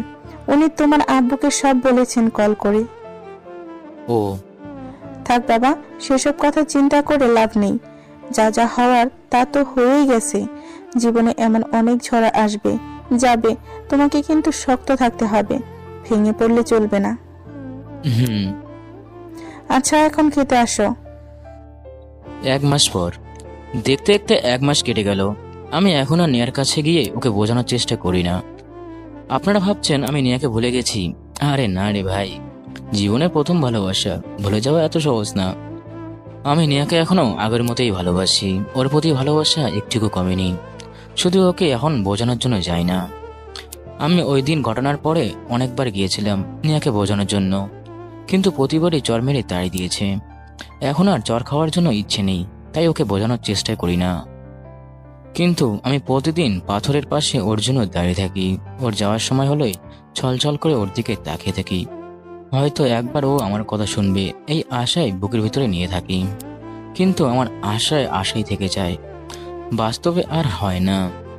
আর ও প্রতিদিন আমায় না দেখার ভান করে চলে যায়। মাঝে মাঝে কয়েক মুহূর্তের জন্য দাঁড়িয়ে যায়, ছলছল করে আমার দিকে তাকিয়ে থাকে। ওর চোখের দিকে তাকিয়ে বোঝা যায় ও ভালো করে ঘুমায় না, হয়তো কান্না করে। চোখ দুটো ফুলা ফুলা থাকে, কিন্তু সেই কান্না দেখতে পাওয়া যায় না, কারণ ও খুব লাজুক স্বভাবের। ওর বুক ফাটলেও কখনো মুখ ফোটে না। ওর দিকে তাকিয়ে আমার বুকের ভেতরটা হু হু করে ওঠে। কত ভালোবাসে মেয়েটা আমায়। ওর কষ্ট দেখে আমার নিজের প্রতি কষ্ট লাগে। সেই সাথে নীলা নামের মেয়েটার প্রতি জন্মায় ঘৃণা। ওর একটা ভুলের জন্য কতগুলো মানুষ কষ্ট করছে। ও হয়তো আমায় ভালোবাসতো, এই ছিল ওর ভালোবাসার নমুনা। আমার ওর কথা ভাবতেও ঘৃণা লাগে। নেহার কান্না মাখা মুখ দেখে আমার আর সহ্য হয় না। আমি যখনই কিছু বলতে যাব তখনই ও চোখ মুখ বিছিলে ওঠে, তাড়াতাড়ি স্থান ত্যাগ করে। এইভাবে চলছে আমাদের জীবন। আমি শুধুমাত্র ওকে একবার দেখার জন্য প্রতিদিন ভার্সিটিতে যেতাম। আপনাদের সঙ্গে অনেক কথাই বলে ফেললাম, কিন্তু আসল কথাই বলা হয়নি। আগামী পরশু অনেকের বোনের বিয়ে। আমি ব্যাপারটা নিয়ে অনেক চিন্তা করছি, কিন্তু কোনো উপায় খুঁজে বের করতে পারছি না। কিভাবে যে ওদের সামনে না এসে থাকা যায়, ভাবতে ভাবতে রাত 12টা বেজে গেছে, কিন্তু কোনো উপায় খুঁজে বের করতে পারলাম না। আপনারা ভাবছেন যে কয়দিন বিয়ে সে কয়দিন অন্য জায়গায় গিয়ে থাকলে তো হয়। আরে সেটাও আমি ভেবেছি, কিন্তু মা চাচি থাকতে সেটা কখনো সম্ভব না।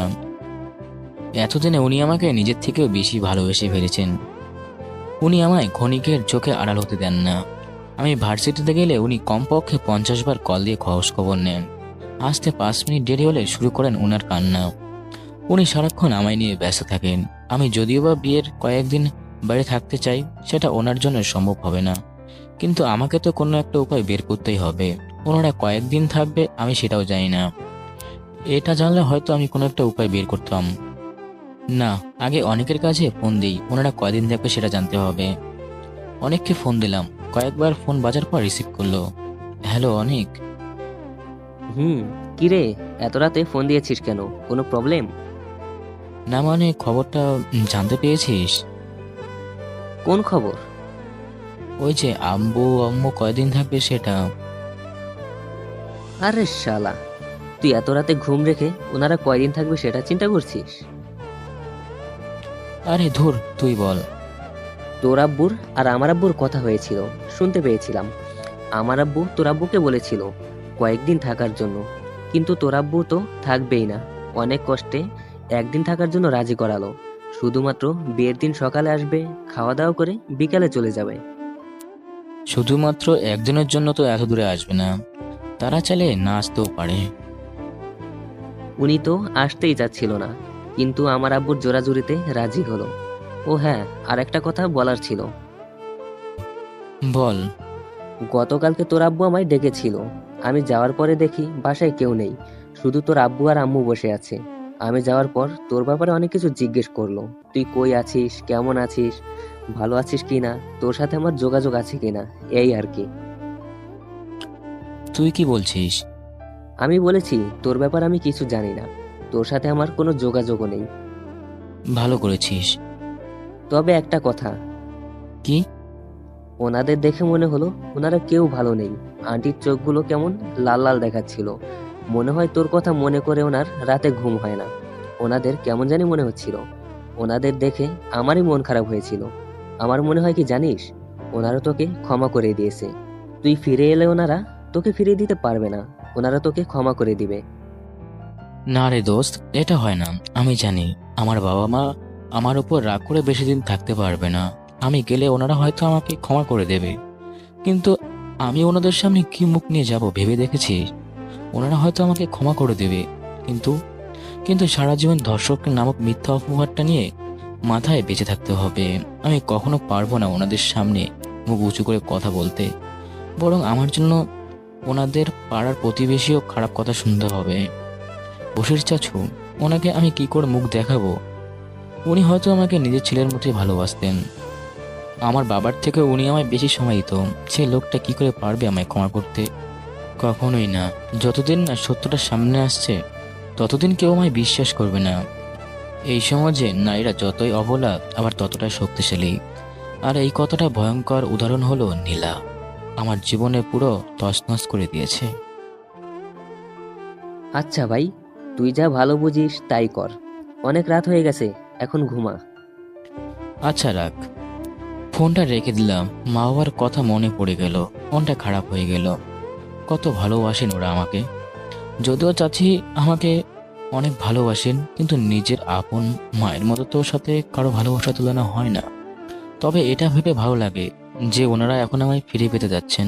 কিন্তু এখন আমি ওনাদের সামনে যাব না। আমি একদিন প্রমাণ করে ছাড়বো যে আমি কোনো দোষ করিনি। আর যেদিন ওই দিনটা আসবে সেদিন আমি সসম্মানে আমার বাড়িতে ফিরে যাব। সেই দিনটার কথা মনে পড়লে নিজের ভিতরে কেমন একটা ভালো লাগা কাজ করে। কিন্তু তার আগে আমায় কালকে তাদের থেকে দূরে কোথাও যেতে হবে, একদিনের জন্যই। ব্যাপারে চাচিমা হয়তো না করবে। এখন রাত প্রায় 1টা বেজে গেছে, এখনো ঘুমাতে পারিনি। সকালে ব্রেকফাস্ট করার সময় না হয় বলা যাবে। পরের দিন সকালে মায়ের ডেকে ঘুম ভাঙলো। মা আমায় ডেকে ব্রেকফাস্ট বানিয়ে গেল। আমি ফ্রেশ হয়ে গিয়ে দেখি ওনারা খাবার টেবিলে আমার জন্য বসে আছে। আমিও ওনাদের সঙ্গে খেতে বসলাম। আমার এখন এই বিষয়টা নিয়ে আলোচনা করা উচিত। আমি বললাম, বাবা, আমার একটা কথা বলার ছিল। বাবা মা দুজনকে খাবার রেখে আমার দিকে তাকিয়ে রইল। ওনারা একটু অবাক হলো, কারণ আমি সচরাচর তেমন কোনো কথা বলি না, আর এমনভাবে খাবার টেবিলে তো নয়ই। কিন্তু আজকের বিষয়টা সিরিয়াস, তাই বলতে হচ্ছে। হ্যাঁ বলো বাবা, কি বলতে চাও? আগামীকাল তো অনেকের বড় অপুর বিয়ে, তাই না? হ্যাঁ, কিন্তু কেন? আসলে কালকে বিয়ে বাড়িতে আমার বাবা মাও আসবে, আর আমি চাই না ওনাদের সামনে যেতে। বাবা মা দুজনে আমার দিকে অবাক হয়ে তাকিয়ে রইল। তা তুমি এখন কি করতে চাও? আমি যাচ্ছি কালকের দিনটা বাইরে কাটাতে। না, দেখো বাবা, তুমি এখানে এসেছো মাত্র 2 মাস হয়েছে। তুমি এখনো ঢাকা শহর ভালো করে চেনো না। তোমার বাইরে যাওয়ার দরকার নেই। কিন্তু মা, আমি ওনাদের সামনে যেতে চাই না, আর এখানে থাকলে তো ওনাদের সামনে যেতেই হবে। ওনারা আমায় দেখলে ওনাদের বিয়ে বাড়ির আনন্দটাই মাটি হয়ে যাবে। দেখো, তুমি যদি ওনাদের সামনে না যেতে চাও তাহলে আমাদের ছাদে যে স্টোর রুমটা আছে সেটাই থাকো। তবুও বাইরে যেতে পারবে না। একটু পরে বাড়ি ডেকোরেশন করার জন্য লোকজন আসবে। আমি তাদের বলে ব্যবস্থা করে রাখবো যাতে কেউ সেদিকে না যেতে পারে। আর আমি দুপুরবেলা গিয়ে তোমার খাবার দিয়ে আসবো। ওনারা বিকেলের দিকে চলে গেলে তখন তুমি বাইরে এসো। কিন্তু মা। আমি কোনো কিন্তু শুনতে চাই না। মায়ের তো চোখ মুখ লাল হয়ে গেছে। হয়তো উনি আমাকে হারানোর ভয় পাচ্ছে। করার কিছুই নেই, মা যা বলেছে তাই করতে হবে। বাবাও তার উপর দিয়ে কথা বলতে পারবে না। এই কদিনে আমি এতটুকু ভালোভাবে বুঝতে পেরেছি। কিন্তু মা এটা বুঝতে পারছে না যে বিয়ে বাড়ি থেকে কখন কোথা থেকে আসে তার কোনো ঠিক নেই। আমি যে কোনো সময় ধরা পড়ে যেতে পারি। আমি সেটা কখনো স্বপ্নেও চাই না। আমি অসহায়ভাবে বাবার দিকে তাকিয়ে রইলাম। বাবা বলল, দেখো বাবা, সালমা যখন জেদ ধরেছে তুমি এখানে থাকবা, সেখানে আমার কিছু বলার নেই। তার চেয়ে তুমি এখানেই থাকো। আমি বরং মানুষ রেখে দিব স্টোর রুমের সামনে, যাতে ওখানে কেউ যেতে না পারে। আচ্ছা। পরের দিন সকালে ভোরে আমি খুব ভোরে উঠে স্টোর রুমে চলে আসলাম। এখনো খুবই ভোর, বিয়ে বাড়ি, তাই দু একজন মানুষ দেখা যাচ্ছে, কিন্তু মানুষ একদম নেই বললেই চলে। আমি যে ভয়টা পাচ্ছিলাম এখন আর সেই ভয়টা কমে গেছে। রুমটা খুব ভালোভাবে আড়াল করা হয়েছে। রুমের আবর্জনা ছিল, মা কালকে মানুষ দিয়ে সেই আবর্জনা পরিষ্কার করে নিয়েছে। এত আবর্জনা করে রেখেছে সেটা তিনি ভালো জানেন। রুমের ভিতরে একটা টিভিরও ব্যবস্থা করা হয়েছে। রুমের চারপাশটা ডেকোরেশন দিয়ে ঘেরাও করা হয়েছে। বাইরের থেকে দেখলে বোঝা যাবে না যে ভিতরে একটা রুম আছে। যাক, ভালোই হলো, আজকের দিনটা ভালোভাবে কেটে যাবে। এমন সময় আম্মু রুমে আসলো। কি ব্যাপার, কোনো অসুবিধা হচ্ছে না তো রুমে? না না আম্মু, কি বলো, আমার কোনো অসুবিধা হচ্ছে না। মনে হচ্ছে আজকের দিনটা ভালোভাবে কেটে যাবে। ঠিক আছে, খাবার খেয়ে নাও। আম্মু আমার জন্য খাবার নিয়ে এসেছে। উনি আমায় নিজে হাতে খাইয়ে দিল। খাবারের মাঝে অনেক কথাই বললো। খাবার শেষে যাওয়ার সময় বললেন, সারাদিনে কখনো কিছু প্রয়োজন হলে আমাকে কল করবা, নয়তো রুমের সামনে একজন লোক রেখেছি, তাকে আমার কাছে পাঠাবা, ঠিক আছে? এই দাঁড়াও, রুমের সামনে লোক রেখেছো মানে? হ্যাঁ, রুমের সামনে একজন লোক রেখেছি, যাতে কেউ ভেতরে প্রবেশ করতে না পারে। ও ঠিক আছে, তাই বলো। আচ্ছা তুমি এখন যাও, এখন লোকজন আসা শুরু করবে। আচ্ছা। আম্মু চলে গেল। কিছুক্ষণ পর বাইরে লোকজনের হট্টগোল শুরু হলো। আমার আর টিভি দেখতে ভালো লাগছিল না, তাই গেম খেলতে শুরু করলাম। এমন সময় অনেকের ফোন। হ্যালো, কিরে, কি খবর তোর? এসেছিস? হ্যাঁ রে, মাত্রই আসলাম। ওনারা আমার আসল বাবা মা এসেছে? ওনারা সবাই এসেছেন, নীলা, নেহা ওরাও এসেছে। নেহার কথা শুনে বুকটা ধকলে উঠলো। নীলা বাবা মা এই বাড়িতে আগে আসেনি, তারা এই রুমটা চিনবে না। কিন্তু নেহা তো বাড়িতে আগে এসেছিল, সে তো এই রুমটা চিনবে। সে যদি এই রুমে এসে পড়ে, ধর, আমি এসব কি ভাবছি? এত বড় বিয়ে বাড়ি থাকতে আবার এই রুমে আসতে যাবে কেন? আচ্ছা রাখি, অনেক কাজ আছে রে। আচ্ছা রাখ, সরি রে দোস্ত, আমি তোকে কোনো সাহায্য করতে পারছি না। ধুর শালা, রাখ। ও হ্যাঁ, তুই এখন কই আছিস? আছি কোনো এক জায়গায়, বিয়ে শেষ হলে বের হয়ে আসবো। কোন জায়গা সেটা তো বলবি। আরে তোর কাজ আছে, রাগ এখন। আরে ওর কথা শেষ করার আগেই কলটা কেটে দিলাম। সকাল থেকে রুমে বসে আছি, এখন প্রায় 12টা বেজে গেছে। এর মাঝে আম্মু একবার এসে আমার খোঁজ নিয়ে গেছে। আচ্ছা, আব্বু আম্মু নেহা ওরা কি করছে? অনেককে কি ফোন দিয়ে দেখি। অনেককে ফোন দিলাম। হ্যালো অনেক। হ্যাঁ বল, কি হয়েছে? আচ্ছা, আব্বু আম্মু কি করছে আর নেহা কি করছে? ও, তোর আব্বু আম্মু ঘুরে ঘুরে সবার সাথে কথা বলছে, আর নেহার অবস্থা তো খারাপ। কেন কেন, নেহার কি হয়েছে? বরপক্ষের একটা ছেলে এসে খাবার নিয়ে ওর গায়ের উপর হুমড়ি খেয়ে পড়েছে। যা একটা অবস্থা হয়েছে, পুরো জামা কাপড় নোংরা হয়ে গেছে। ও এখন কোথায় আছে? একটু আগে আপুর একটা পোশাক নিয়েছে, এখন মনে হয় সেটা পরতে গেছে। আচ্ছা রাখি রে। টুট টুট টুট, ওপাশ থেকে কেটে দিল। আমার মাথাটা গরম লাগছে। শালা 2 বছরে নেয়ার সাথে প্রেম করেছি, আজ পর্যন্ত ছুঁয়েও দেখলাম না। আর কোন শালা এসে ওর গায়ে উপরে হুমকি খেয়ে পড়েছে। কিন্তু হঠাৎ মাথাটা গরম লাগছে কেন? এ কি, পেটের মতো দেখে ইঁদুর দৌড়াদৌড়ি শুরু করে দিয়েছে। সেই সকালে ভোরে খেয়েছি, এখন প্রায় 12টা বেজে গেছে। দেখি আম্মুকে কয়েকবার কল দিয়ে। কলটা দিলাম, বেজে চলেছে, কিন্তু ধরার কোনো নাম বন্ধই নেই। উনি মনে হচ্ছে ব্যস্ত হয়ে পড়েছেন। কিন্তু পেটের অবস্থা আমার তেমন একটা ভালো না। না, এভাবে বেশিক্ষণ থাকা যাবে না। আম্মু তো বলেছিল কিছু লাগলে সামনে থাকা লোকটাকে গিয়ে বলতে। সামনের লোকটাকে আছে কিনা একটু দেখি। সামনে গিয়ে দেখি একটা বুড়ো লোক দাঁড়িয়ে আছে। আমি ওনাকে ডাক দিলাম। এই যে চাচা, শুনছেন? আরে বাবা, তোমার কি কিছু লাগবে? দেখুন তো নিচে খাবার পান কিনা। আচ্ছা বাবা, তুমি বসো, আমি দেখছি। আমি ওয়াশরুমে গেলাম ফ্রেশ হওয়ার জন্য। 2 মিনিট না হওয়াতে ভিতরের রুমে কারো প্রবেশ করার শব্দ শুনতে পেলাম। কি হলো, এত তাড়াতাড়ি এসে পড়েছেন? আচ্ছা, খাবারটা টেবিলে রাখুন। অভ্যাস থেকে কোনো কথা নেই। আচ্ছা আচ্ছা আচ্ছা, তোয়ালিটা দেন তো, আমি তোয়ালিটা আনতে ভুলেই গেছি। অভ্যাস থেকে কোনো কথাই নেই। কি হলো চাচা, তোয়ালিটা দেন। বাইরের থেকে এমন তোয়ালি দিতে দেওয়াতে আমার খিদেটা মনে হয় একটু বেশি ছিল, তাই তাড়াতাড়ি ফ্রেশ হয়ে ওয়াশরুমের দরজাটা খুললাম। কিন্তু দরজা খুলে আমি যা দেখলাম তা দেখার জন্য মোটেও প্রস্তুত ছিলাম না। আমি একদম স্তব্ধ হয়ে গেলাম। এ কি, আমি কাকে দেখছি? এ তো নেহা। ও এখানে কি করছে? ওর গায়ে পুরো ঝোল লেগে আছে। ও একটা নতুন জামা নিয়ে দাঁড়িয়ে আছে। ও হয়তো জানতো এখানে একটা ওয়াশরুম আছে। পুরো বাড়িতে বিয়ে মানুষের ভিড় থেকে মনে হচ্ছে ও এখানে এসেছে। ওর চোখ মুখ লাল হয়ে আছে। মনে হচ্ছে আমার কণ্ঠ শুনে আমায় চিনে ফেলেছে। ধুর, আমি এখন কি বলি? এই, এ কি নেহা, তুমি এখানে? ও আমার চোখের দিকে তাকিয়ে আছে। ওর দুটো চোখ ছলছল করছে। ও মনে হচ্ছে আমাকে এখানে দেখানোর জন্য মোটেও প্রস্তুত ছিল না। এ কি, ও তো এখনো দাঁড়িয়ে আছে। আমি ওকে ওয়াশরুমে ঢুকিয়ে দিলাম। আগে ফ্রেশ হয়ে নাও, যা জিজ্ঞাসা করার পরেও জিজ্ঞাসা করবা।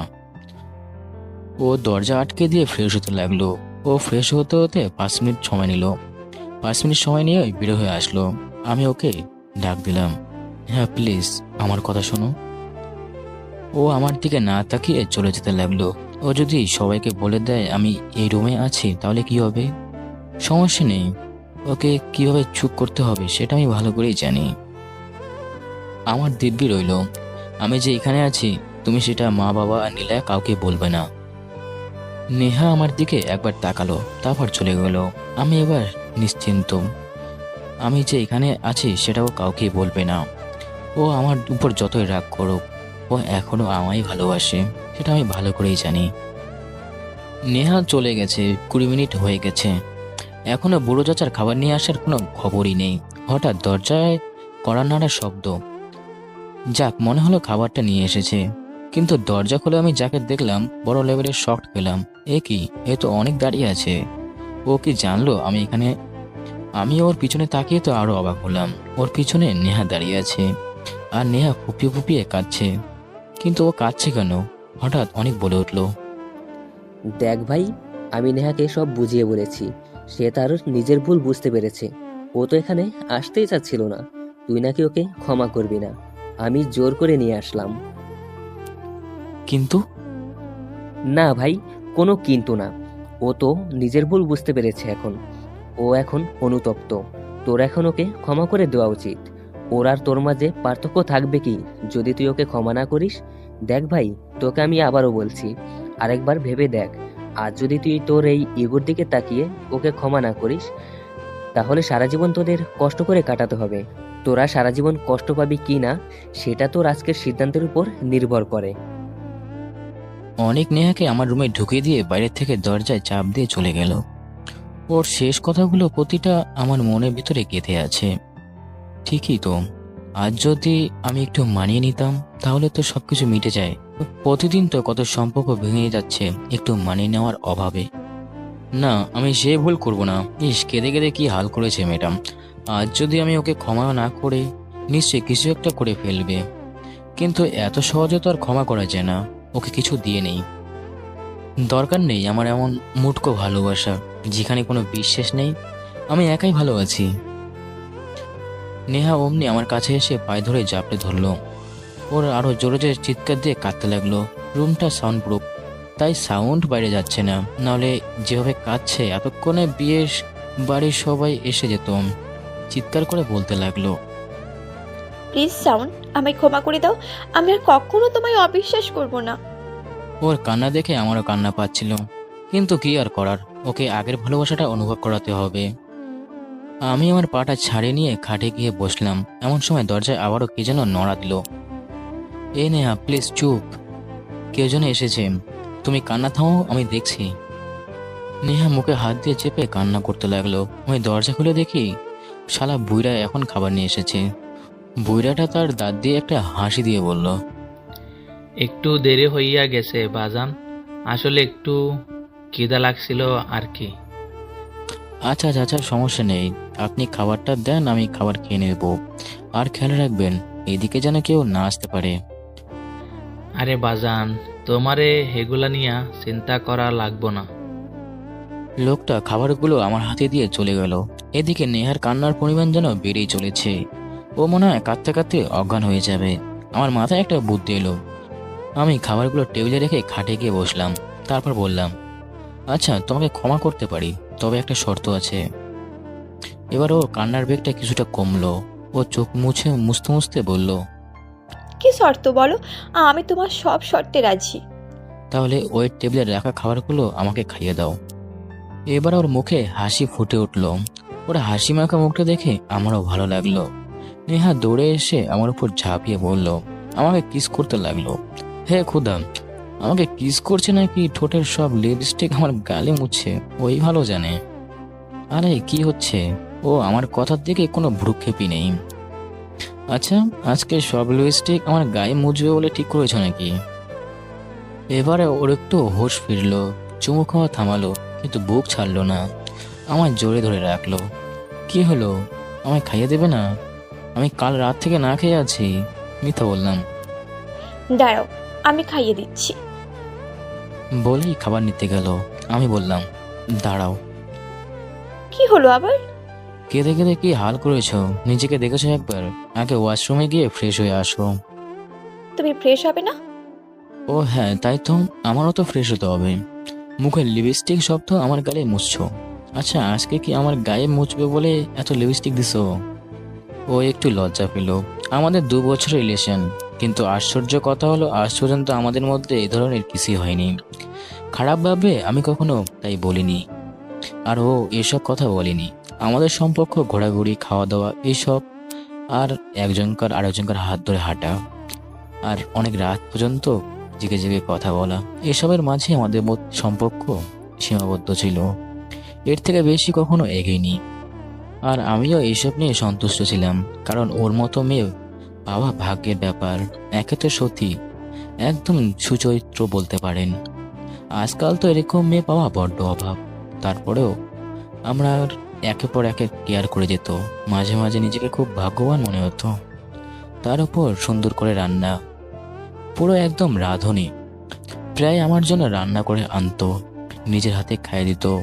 অন্য সব রিলেশনের মতো প্যারা থাকতো গার্লফ্রেন্ডকে শপিং করে দেওয়ার, কিন্তু আমার এমন কোনো প্যারা ছিল না। বরং ওই আমাকে প্রতি মাসে শপিং করে দিত। মাসে একবার শপিংয়ে না যেতে পারলে ওর মনে হয় ঘুম আসতো না। ও আমার থেকে অনেক বেশি ধনী হওয়ার সত্ত্বেও আমি কখনো ওর চোখে ভালোবাসা ছাড়া অহংকার দেখিনি। আমি কখনো নিজেকে ছোট অনুভব করিনি। প্রতি রাতে ওর কণ্ঠ শুনে শুনে ঘুমাতাম। আমি ফোনটা আমার কানের কাছে রেখে দিতাম। ও শুধু বলতো আর আমি শুধু হু হু করতাম। যখন বুঝতে পারতো আমি ঘুমিয়ে গেছি, তখন ফোনটা কেটে দিত। আবার প্রতিদিন সকালে উঠে ওর ফোনের শব্দে আমি ঘুম থেকে উঠতাম। আমি না ওঠা পর্যন্ত ও কল করতেই থাকতো। আর আমি ভেবে পেতাম না এত রাত পর্যন্ত ঘুমিয়ে কি হবে এত সকালে উঠে। আর আমি উঠলেই বলতো, তাড়াতাড়ি অমুক জায়গায় এসে পড়ো, আজকে শপিংয়ে যাব।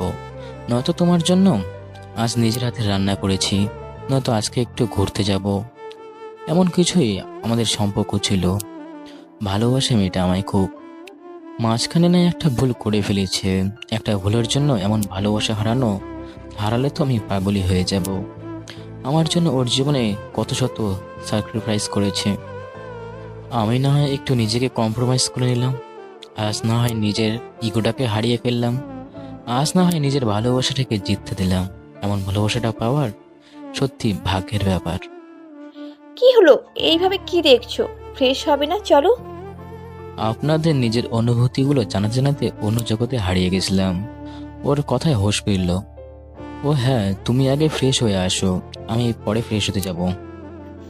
একসাথে হওয়া যায় না? না, কেউ দেখলে কি ভাববে? আচ্ছা। নেহা ফ্রেশ হতে চলে গেল। যাক, এবারে একটু ভালো লাগছে। একজন হলো সত্যিটা জানতে পারলো যে আমি দোষী নই। কিন্তু এখানে শেষ নয়। আমার যে করে হোক আমার বাবা মাকে তো বলতে হবে কথাটা। কিন্তু ওনারা কেন আমায় বিশ্বাস করবে? নেহা না হয় আমার চরিত্র সম্পর্কে জানে, তাই অনেক বলাতে বিশ্বাস করেছে। কিন্তু মা বাবা, আমাকে আমি কিভাবে বলবো? ধুর, মাথায় কোনো আইডিয়া আসছে না। আগে নেহা বেরোক, তারপর ওর সঙ্গে আলোচনা করা যাবে। নেহা বেরোলো। যাও এবার ফ্রেশ হয়ে এসো। আচ্ছা, আমি ফ্রেশ হতে চলে গেলাম। 5 মিনিটে ফ্রেশ হয়ে চলে আসলাম। আমি নেহার কাছে গিয়ে বসলাম। ও আমায় খাইয়ে দিতে লাগলো। খাওয়ার মধ্যে কোনো কথা বলা হলো না। ও শুধু আমার মায়া ভরা চাউনির দিকে তাকিয়ে আছে। ওর চোখ দিয়ে মাঝে মধ্যে টপটপ করে পানি পড়ছিল। আমি ওর চোখের পানিগুলো মুছে দিচ্ছিলাম, কিন্তু নির্বাকভাবে আমার দিকে তাকিয়েছিল। বিশ্বাস কর ভাই, এমন সময় নিজেকে দুনিয়ার সবচেয়ে ভাগ্যবান ব্যক্তি মনে হচ্ছিল। ওই সময় ওর চোখে কোনো ঘৃণা ছিল না, ওর চোখে ছিল আমার প্রতি অনুতপ্ত আর ভালোবাসা। খাবার শেষ করে আমি বললাম, তুমি তাড়াতাড়ি যাও, বিয়ে শুরু হয়ে যাচ্ছে। না, আজ আমি কোনো বিয়েতেই যাব না। আজ সারাদিন আমি তোমার বুকে শুয়ে থাকবো। দেখো নেহা, পাগলামি করো না, যাও, ওইদিকে তোমাকে খুঁজে পাবে। প্লিজ শাওন, তুমি আমায় না করো না। আমার খোঁজ পড়লে সেটা আমি সামলে নেব। আচ্ছা, তুমি যা ভালো বোঝো তাই করো। নেহা আমার বুকে গুটিসুটি মেরে শুয়ে পড়ল। মেয়েটাকে মনে হচ্ছে এখনো অনুতপ্তর আগুনে পুড়ছে। ওকে একটু হাসানোর চেষ্টা করি। বাবা গো বাবা। কি হলো? মাত্র 2 মাস আমি ছিলাম না, এই 2 মাসে খেয়ে খেয়ে পুরো ময়দার বস্তা হয়ে গেছো। কি ভারী গো, তুমি আমার বুকটায় মনে হয় ভেঙে যাবে। অন্য সময় ময়দার বস্তা বললে মার একটাও মাটিতে পড়তো না, কিন্তু আজ নেহা নির্বাক আমার বুকের সাথে মাথা লাগিয়ে শুয়ে আছে। মনে হয় আমার হার্টবিট শোনার চেষ্টা করছে। আমি আবারও বললাম, কি গো, তোমার একটুও কি মায়া লাগছে না? ও মুখ উঠিয়ে বলল, কিভাবে পারো তুমি? আমি আবার কি করলাম? এই যে আমি তোমায় সামান্য ব্যাপারে অবিশ্বাস করে কত কষ্ট দিলাম, আর তুমি কিছু না করে স্বাভাবিকভাবে আমায় মেনে নিলে। কারণ অনেক ভালোবাসি আমার পাগলিটাকে। তাই বলে এত কিছুর পরেও? তুমি যদি পুরো দুনিয়া উল্টে এসে আমার সামনে দাঁড়াও, তবুও বলবো আমি তোমাকে ভালোবাসি। এত ভালোবাসো আমায়? আমার পাগলিটাকে আমি অনেক ভালোবাসি। নেহা আমাকে আরো শক্ত করে জড়িয়ে ধরে হু হু করে কেঁদে উঠল। প্লিজ শাওন, আমায় ক্ষমা করে দাও। আমি আর কখনো এমন করব না। আরে পাগলি, তুমি কাঁদছো কেন? আমি তোমায় সেই কবে ক্ষমা করে দিয়েছি। নেহা আমায় আরো শক্ত করে জড়িয়ে ধরল, যেন ছেড়ে দিলে আমি হারিয়ে যাব। জানো নেহা, আমি না অনেকক্ষণ ধরে একটা কথা ভাবছিলাম। কি কথা? গত 2 বছরে তুমি আমাকে কখনো জড়িয়ে ধরেছো এমন করে? কোন দিনটাতে আমি না কথাটা মনে করতে পারছি না। তো কি হয়েছে, আজ তো জড়িয়ে ধরেছি। তাও ঠিক, কিন্তু এত শক্ত করে জড়িয়ে ধরার কি আছে? জান শাওন, আমার না খুব ভয় হচ্ছে। আবার যদি তোমায় হারিয়ে ফেলি। কত বোকা আমি, তাই না? সামান্য একটা কথাই তোমায় অবিশ্বাস করে তোমায় কত দূরে ঠেলে দিয়েছি। আবার হু হু করে কেঁদে উঠল। আরে পাগলি, তুমি কাঁদছো কেন? তুমি আমায় দূরে সরিয়ে দিলে আমি তোমায় দূরে সরাতে যাব নাকি? জান শাওন, তোমার মতো না আমায় কেউ ভালোবাসতে পারে না। তুমি কত ভালোবাসো আমায়, আর আমি কিনা সেই তোমাকেই হারিয়ে যেতে বসেছিলাম। কত বোকা আমি। তবে একটা কথা জেনে রাখো নেহা। কি? তোমার চরগুলো খেয়ে আমার গালটা একদম ব্যথা করছে। তাই নাকি? দেখি আমার বাবুটার কোথায় লেগেছে। বলেই আমার গালে চুমু দিতে যাবে, এমন সময় নেহার ফোন বেজে উঠল। নেহা ফোনটা দেখলো নীলা ফোন দিয়েছে। নীলার নাম্বার দেখে ওর মুখে রাগ উঠে গেল। ও নীলাকে কিছু বলতে যাবে, এমন সময় আমি ওকে আটকে দিয়ে বললাম, হাত দিয়ে ইশারায় বললাম, খারাপ কিছু যেন না বলতে, না হলে সমস্যা হতে পারে। হ্যালো নিহা আপু, তুমি কই? বিয়ে শুরু হয়ে যাচ্ছে, সবাই তোমার খোঁজ করছে। আমার মাথাটা খুব ব্যথা করছে রে, আমি আসতে পারবো না। কিন্তু সবাই তোমার খোঁজ করছে। প্লিজ তুই সব সামলে নে। তুমি আসলে খুব ভালো হতো। আচ্ছা, আমি সব সামলে নেব। নেহা ফোনটা কেটে দিল। আসলে নীলাও খুব ভালো মেয়ে, শুধু আমার সাথে একটু পাগলামি করতো। ও নেহার চেয়েও কম সুন্দর না, কিন্তু আমার নেহাকে ভালো লাগতো। কিন্তু ওই দিন একটু বেশি পাগলামি করে ফেলেছে। ও আসলে ততটাও খারাপ মেয়ে না। ওই দিন কেন যে এমন করলো সেটা ওই ভালো জানে। আচ্ছা নেহা, একটা কথা বলার ছিল। কি? নীলার মুখ থেকে যদি সব বের করা যেত তাহলে ভালো হতো, আমি ঘরে ফিরে যেতে পারতাম। আমিও এতক্ষণ সেটাই ভাবছিলাম। শোনো, আমার মাথায় একটা প্ল্যান আছে। বলো দেখি কি প্ল্যান।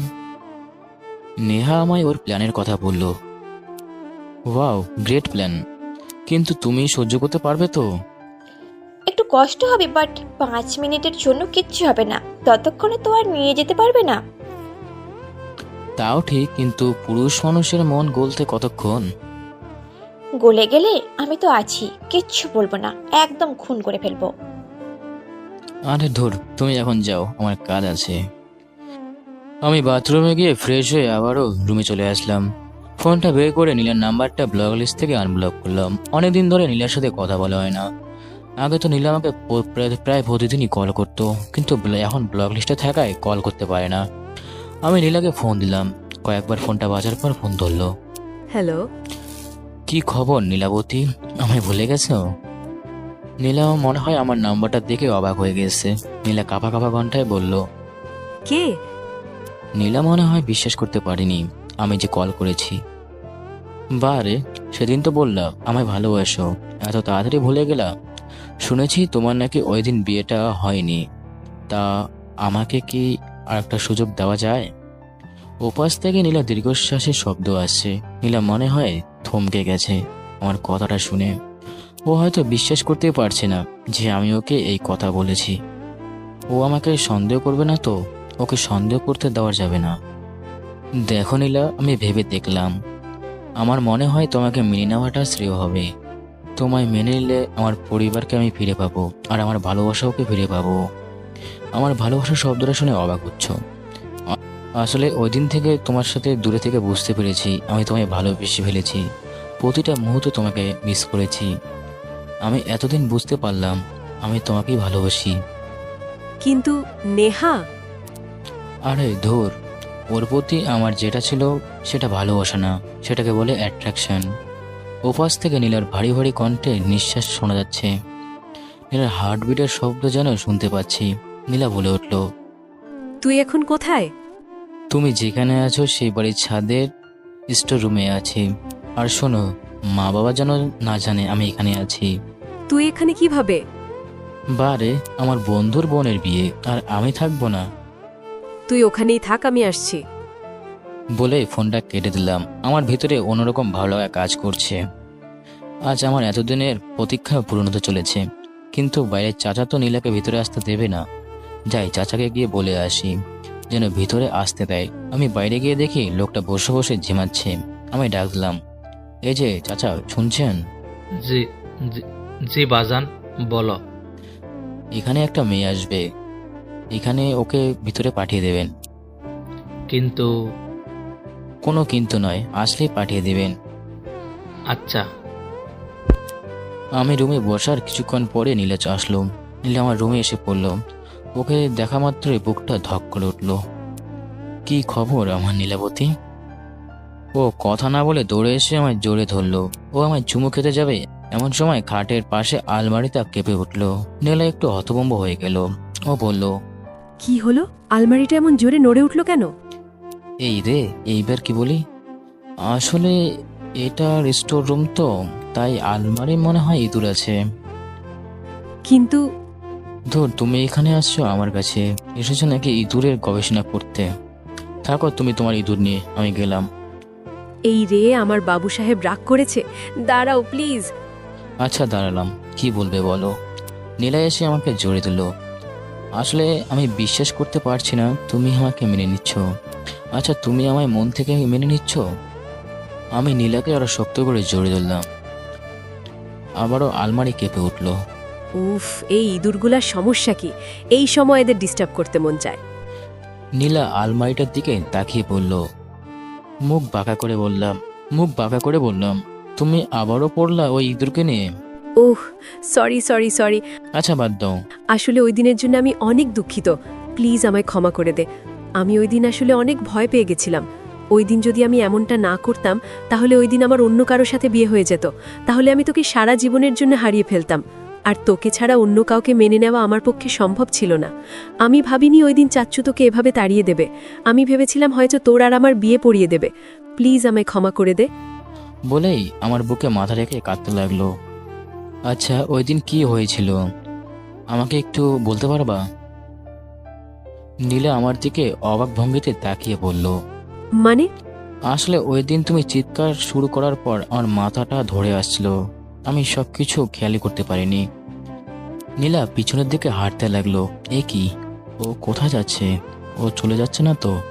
না, ও চলে যাচ্ছে না। ও গিয়ে দরজাটা আটকে দিল, আবার এসে আমাকে জড়িয়ে ধরলো। সত্যিই তুই কিছু খেয়াল করিসনি?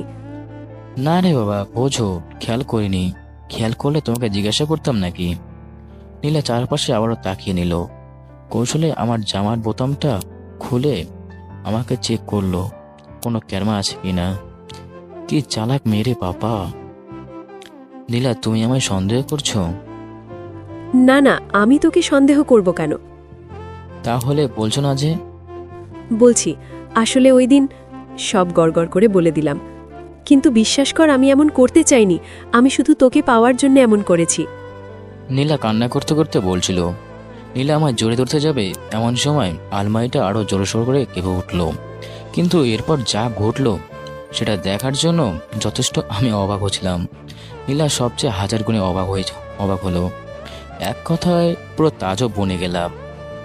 মনে হয় ওকে কেউ 1000 ভোল্টের শক দিল। আর জড়িয়ে ধরতে হবে না, যেটুকু ভিডিও করেছি তোমায় দোষী প্রমাণ করার জন্য সেইটুকুই যথেষ্ট। নেনে নেহা আপু, আপনি এখানে? হ্যাঁ ভাই, আলমারির ভিতরে নেহা লুকিয়েছিল। আসলে ওর প্ল্যান ছিল ও যে আলমারিতে লুকিয়ে থাকবে, আমি যেভাবেই হোক নেহার মুখ থেকে সত্য বের করব। আর সেটাই আলমারির ভিতরে বসে বসে ভিডিও করবে। তাই তো নীলা যখনই আমায় জড়িয়ে ধরছিল তখনই ইঁদুরগুলো এমন করছিল। বুঝতে পারছেন এবার গাইস? হ্যাঁ, আমি এখানে কেন? আমায় এখানে আশা করনি বুঝি? লুইচ্ছা, কয়বার জড়ে ধরেছিস ওরে তুই? তোরে তো আমি পরে দেখছি, আগে ওই শাকচুন্নিটাকে দেখে নি। আপু, তুমি এসব কি বলছো? আর তোমার তো মাথা ব্যথা করছিল, তুমি এখানে কি করছো?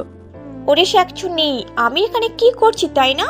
তোর আমার জিনিসের প্রতি এত নজর কেন রে? তোকে তো আজ আমি মেরেই ফেলবো। বল, তুই কেন এমন করেছিস?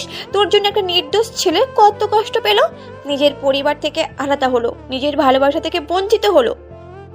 নেহা একদম বেশি উত্তেজিত হয়ে গেছে, মনে হচ্ছে আমার হয়ে সব রাগ বোঝে নিচ্ছে।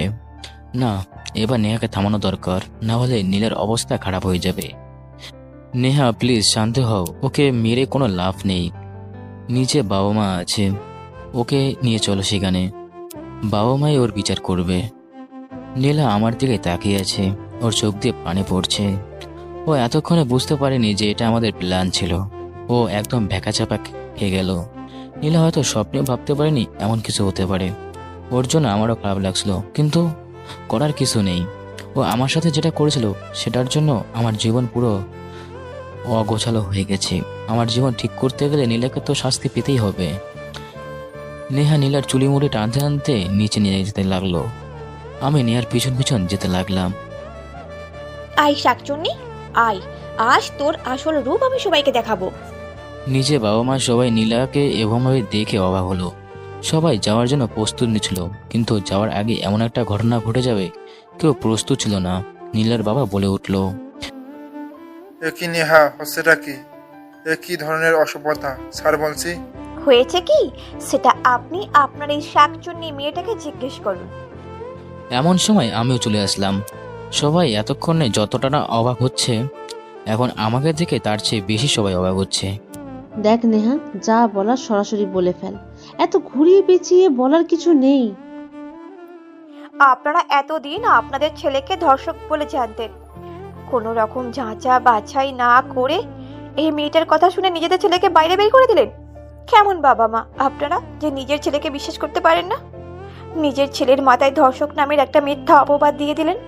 আজ আমি বলছি, আসল ধর্ষক কে? সবাই নেয়ার কথায় একদম হাঁ করে রয়েছে। সবাই একে অপরের মুখের দিকে চাওয়াচাওয়ি করছে। বিশেষ করে মা বাবা, ওনাদের মনে হয় আশার আলো ফুটে উঠছে। নেহা ওদের মোবাইলটা বের করে ভিডিওর ওপেন করে সবার সামনে ধরলো। মা বাবা, চাচু সবাই এগিয়ে গিয়ে ভিডিওটা দেখতে লাগলো। দেখুন একটা নির্দোষ ছেলেকে আপনারা সবাই মিলে কত কষ্ট দিয়েছেন। ভিডিওটা দেখার পর সবার মুখে একদম হা হয়ে গেল। মনে হয় ওনারা এখনো বিশ্বাস করতে পারছে না নীলার মতো মেয়ে এমন একটা কাজ করতে পারে। বাবা মায়ের চোখে পানি চলে আসলো, কিন্তু ওনারা আর কোনো কথা বলতে পারছিল না। মনে হয় ওনারা এরকম অনুতপ্ত আগুনে পড়ছে, তাই হয়তো কিছু বলতে পারছে না। বলবেই বা কেমন করে? আমার সাথে যা করেছে সেটা একটু বেশি করে হয়ে গেছিল। এইদিকে চাচু তো মাথায় হাত দিয়ে বসে পড়ল। আসলে কয়েক মাস আগে একটা ধাক্কা খেয়েছিল, এখন আবার তার চেয়ে একটা বড় ধাক্কা খেলেন উনি আসলে টাকার চেয়ে সম্মানকে বেশি গুরুত্বপূর্ণ দেন। আর নীলার এমন একটা কাজ, তা আবার সাজানোর নাটক দেখে বাবা মা তো পুরো নির্বাক হয়ে গেছে। ওনারা মনে হচ্ছে আমাকে কিছু বলতে যেয়ে লজ্জা পাচ্ছে। আমি বললাম, কি গো মা, কি গো বাবা, এখন আমায় বিশ্বাস করতে পারোনি? থাক, আমি চলে যাচ্ছি। এবারে মা থাকতে পারল না। শত হোক মায়ের মন বেশিক্ষণ আটকে রাখতে পারা যায় না। মা আমায় জোরে ধরে কান্না করতে লাগলো। সে কি বুক ফোটানো কান্না! মনে হয় অনেক কিছু বলতে চায়, কিন্তু বলতে পারছে না। আসলে সব কথা বলা লাগে না, এমনিতেই বোঝা যায়। বাবা তখনও দাঁড়িয়েছিলেন, বাবার চোখের দিকে তাকাতেই পারছিলেন না। মায়ের কান্না দেখে উপস্থিত সবার চোখে পানি টলমল করছে। আমি নেহার দিকে তাকিয়ে দেখলাম, নেহা হাসছে, আবারও কাঁদছে। এদিকে বোধহয় হয়তো সুখের কান্না। আমি মাকে জোরে ধরলাম। এমন সময় বসের চাচু বলে উঠলেন, এই মেয়ের কোনো ক্ষমা নেই। না না, এ আমার মেয়ে হতে পারে না। আমি এই মেয়েকে কখনোই ক্ষমা করব না। আমি একে এক্ষুনি পুলিশে দিব। চাচু কেমন জানি পাগলের মতো করছিল। আব্বু গেলেন চাচুকে থামাতে। দেখ বসির, পাগলামো করিস না, যা হওয়ার হয়ে গেছে। না ভাইয়া, আজ তুমি আমায় থামাতে পারবে না। ওর মতো অপরাধীর কোনো ক্ষমা নেই। চাচু পুলিশকে কল করলো। কিছুক্ষণের ভিতরে পুলিশ চলে এলো, নীলাকে নিয়ে গেল। যদিও এতে বাবা মা কারো মতামতই ছিল না। তারপরে আর কি করার, আমি বাবা মার সাথে বাইরে চলে আসলাম। বাবা একটা মাইক্রো আনলো, উদ্দেশ্য আবারও বাড়ি ফিরে যাব। এমন সময় অনেক বলল, আচ্ছা শাওন, তুই কিছু মিস করছিস না তো? মানে মানে বলতে আমার খেয়াল পড়লো নতুন বাবা মার কথা। ও শেট, আমি এতটা স্বার্থপর কি করে হতে পারি? নতুন মা বাবা তো দাঁড়িয়ে দাঁড়িয়ে সব দেখছিল। কই, উনি তো আমাদের সামনে আসেননি। উনি হয়তো ভাবছেন আমি চলে যাব। না, এটা কখনো হতে পারে না। না, আমি ওনাদের আমার মায়া বাবার স্থান দিয়ে ফেলেছি। আমার জন্মদাত্রী মা যদিও আমার মা হয়, তাহলে উনিও আমার মা। না, আমি ওনাদের ছেড়ে যেতে পারবো না। আমি বাবা মাকে বললাম, বাবা মা তোমরা যাও, আমার এদিকে একটু কাজ আছে। তোর আবার কি কাজ বাবা? বাড়ি যাবি না? আসলে মা, আমি এদিকে ভার্সিটিতে ভর্তি হয়েছি। সামনের সপ্তাহে ছুটি আছে, তখন বাড়িতে যাব। কিন্তু কোনো কিন্তু নয় আন্টি, আপনারা চলুন, আমি আপনাদের সব ঘটনা বলছি। আরে তুই দেখছিস কি, তাড়াতাড়ি যা। এমন সময় নেহা গাড়ি থেকে নেমে গেল। আমিও থাকবো তোমার সাথে। কিন্তু তুমি ওর সাথে থেকে কি করবা? আরে আন্টি, সেটা অনেক বড় ঘটনা, আমার সাথে চলুন, আমি বলছি। বাবা মা চলে গেল। আমি আর নেহা বাড়ির ভিতরে ঢুকলাম। বাড়িটাতে কান্নার শব্দের আওয়াজ আসছে। মা মনে করেছে আমি ওনাদের ভুলে গেছি। আমি ওনাদের রুমে সামনে গিয়ে গেলাম। দেখি মা সে কান্নায় বিচরণ করছে। মায়ের কান্না দেখে আমারও নিজেরও কান্না চলে এলো। নেহা তো ইতিমধ্যে কান্না করেই দিয়েছে। দেখলাম বাবা মাকে সান্ত্বনা দিচ্ছে আর বলছে, দেখো সালমা, এটা তো হওয়ারই ছিল। সে তো আমাদের ছেলে নয় যে আমাদের কাছে থেকে যাবে। যাদের ছেলে তারা নিয়ে গেছে, এতে আমাদের করার কিছু নেই। মায়ের কান্না থামছেই না। মায়ের কান্না দেখে আমার চোখ টলমল করে উঠছে। আমি ছলছল করে মায়ের সামনে দাঁড়ালাম। মা আমাকে দেখে অবাক হলো। তাড়াতাড়ি নিজের কান্না থামিয়ে স্বাভাবিক হওয়ার চেষ্টা করলো। চোখ মুছতে মুছতে আমায় জিজ্ঞাসা করলো, এ কি শাওন, তুমি যাওনি? আমায় তাড়িয়ে দিচ্ছ মা? না মানে? আমি গিয়ে মায়ের পায়ের পাশে বসলাম।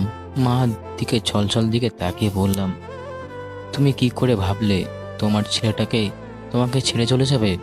এতটা পর ভাবছো তুমি আমায়? মা অবাক হয়ে তাকিয়ে রইল। মনে হয় এখনো বুঝতে পারিনি আমি কি বলতে চাচ্ছি। আমি তোমাদের ছেড়ে কোথাও যাচ্ছি না। আমি যতদিন বেঁচে থাকবো ততদিন তোমাদের ছেলে হয়ে বেঁচে থাকবো। এবারে মনে হয় মায়ের কলিজায় পানি আসলো। মা আমায় জোরে ধরে আবার সেই কান্না করতে লাগলো। এটা দুঃখের কান্না নয়, এটা হচ্ছে সুখের কান্না। আমি কখনো বাবাকে গলা ধরে কাঁদতে দেখিনি।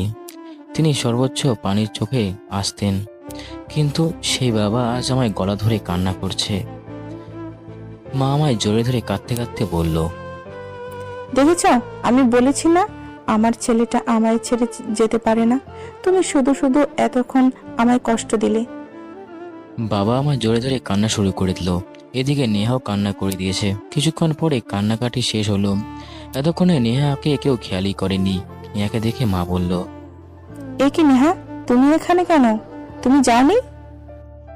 না মানে চাচি, দাঁড়াও আমি বলছি। আসলে মা কিভাবে যে বলি, আমি একটু লজ্জা পেয়ে বললাম, আচ্ছা, আমি যা ভাবছি তাই কি ঠিক? আসলে তার মানে নেহা কি আমার পুত্রবধূ হতে চলেছে? ধুর মা, তুমি তো আগে থেকে সব বুঝতে পেরেছ। আমি লজ্জায় মায়ের আঁচলে মুখ লুকালাম। মা আর বাবা দুজনে আমাদের অবস্থা দেখে হো হো করে হেসে দিল। মুহূর্তের মধ্যে কান্নাটা যেন হাসির মুখে ফুটে উঠলো। আবার সবাই স্বাভাবিক হয়ে উঠলাম। মা বলল, তার নেহা মেয়ে হিসাবে মন্দ না, আমার কিন্তু ভারী পছন্দ হয়েছে। এইদিকে নেহা তো লজ্জায় পুরো লাল হয়ে গেছে। মা নেহাকে ডাক দিল।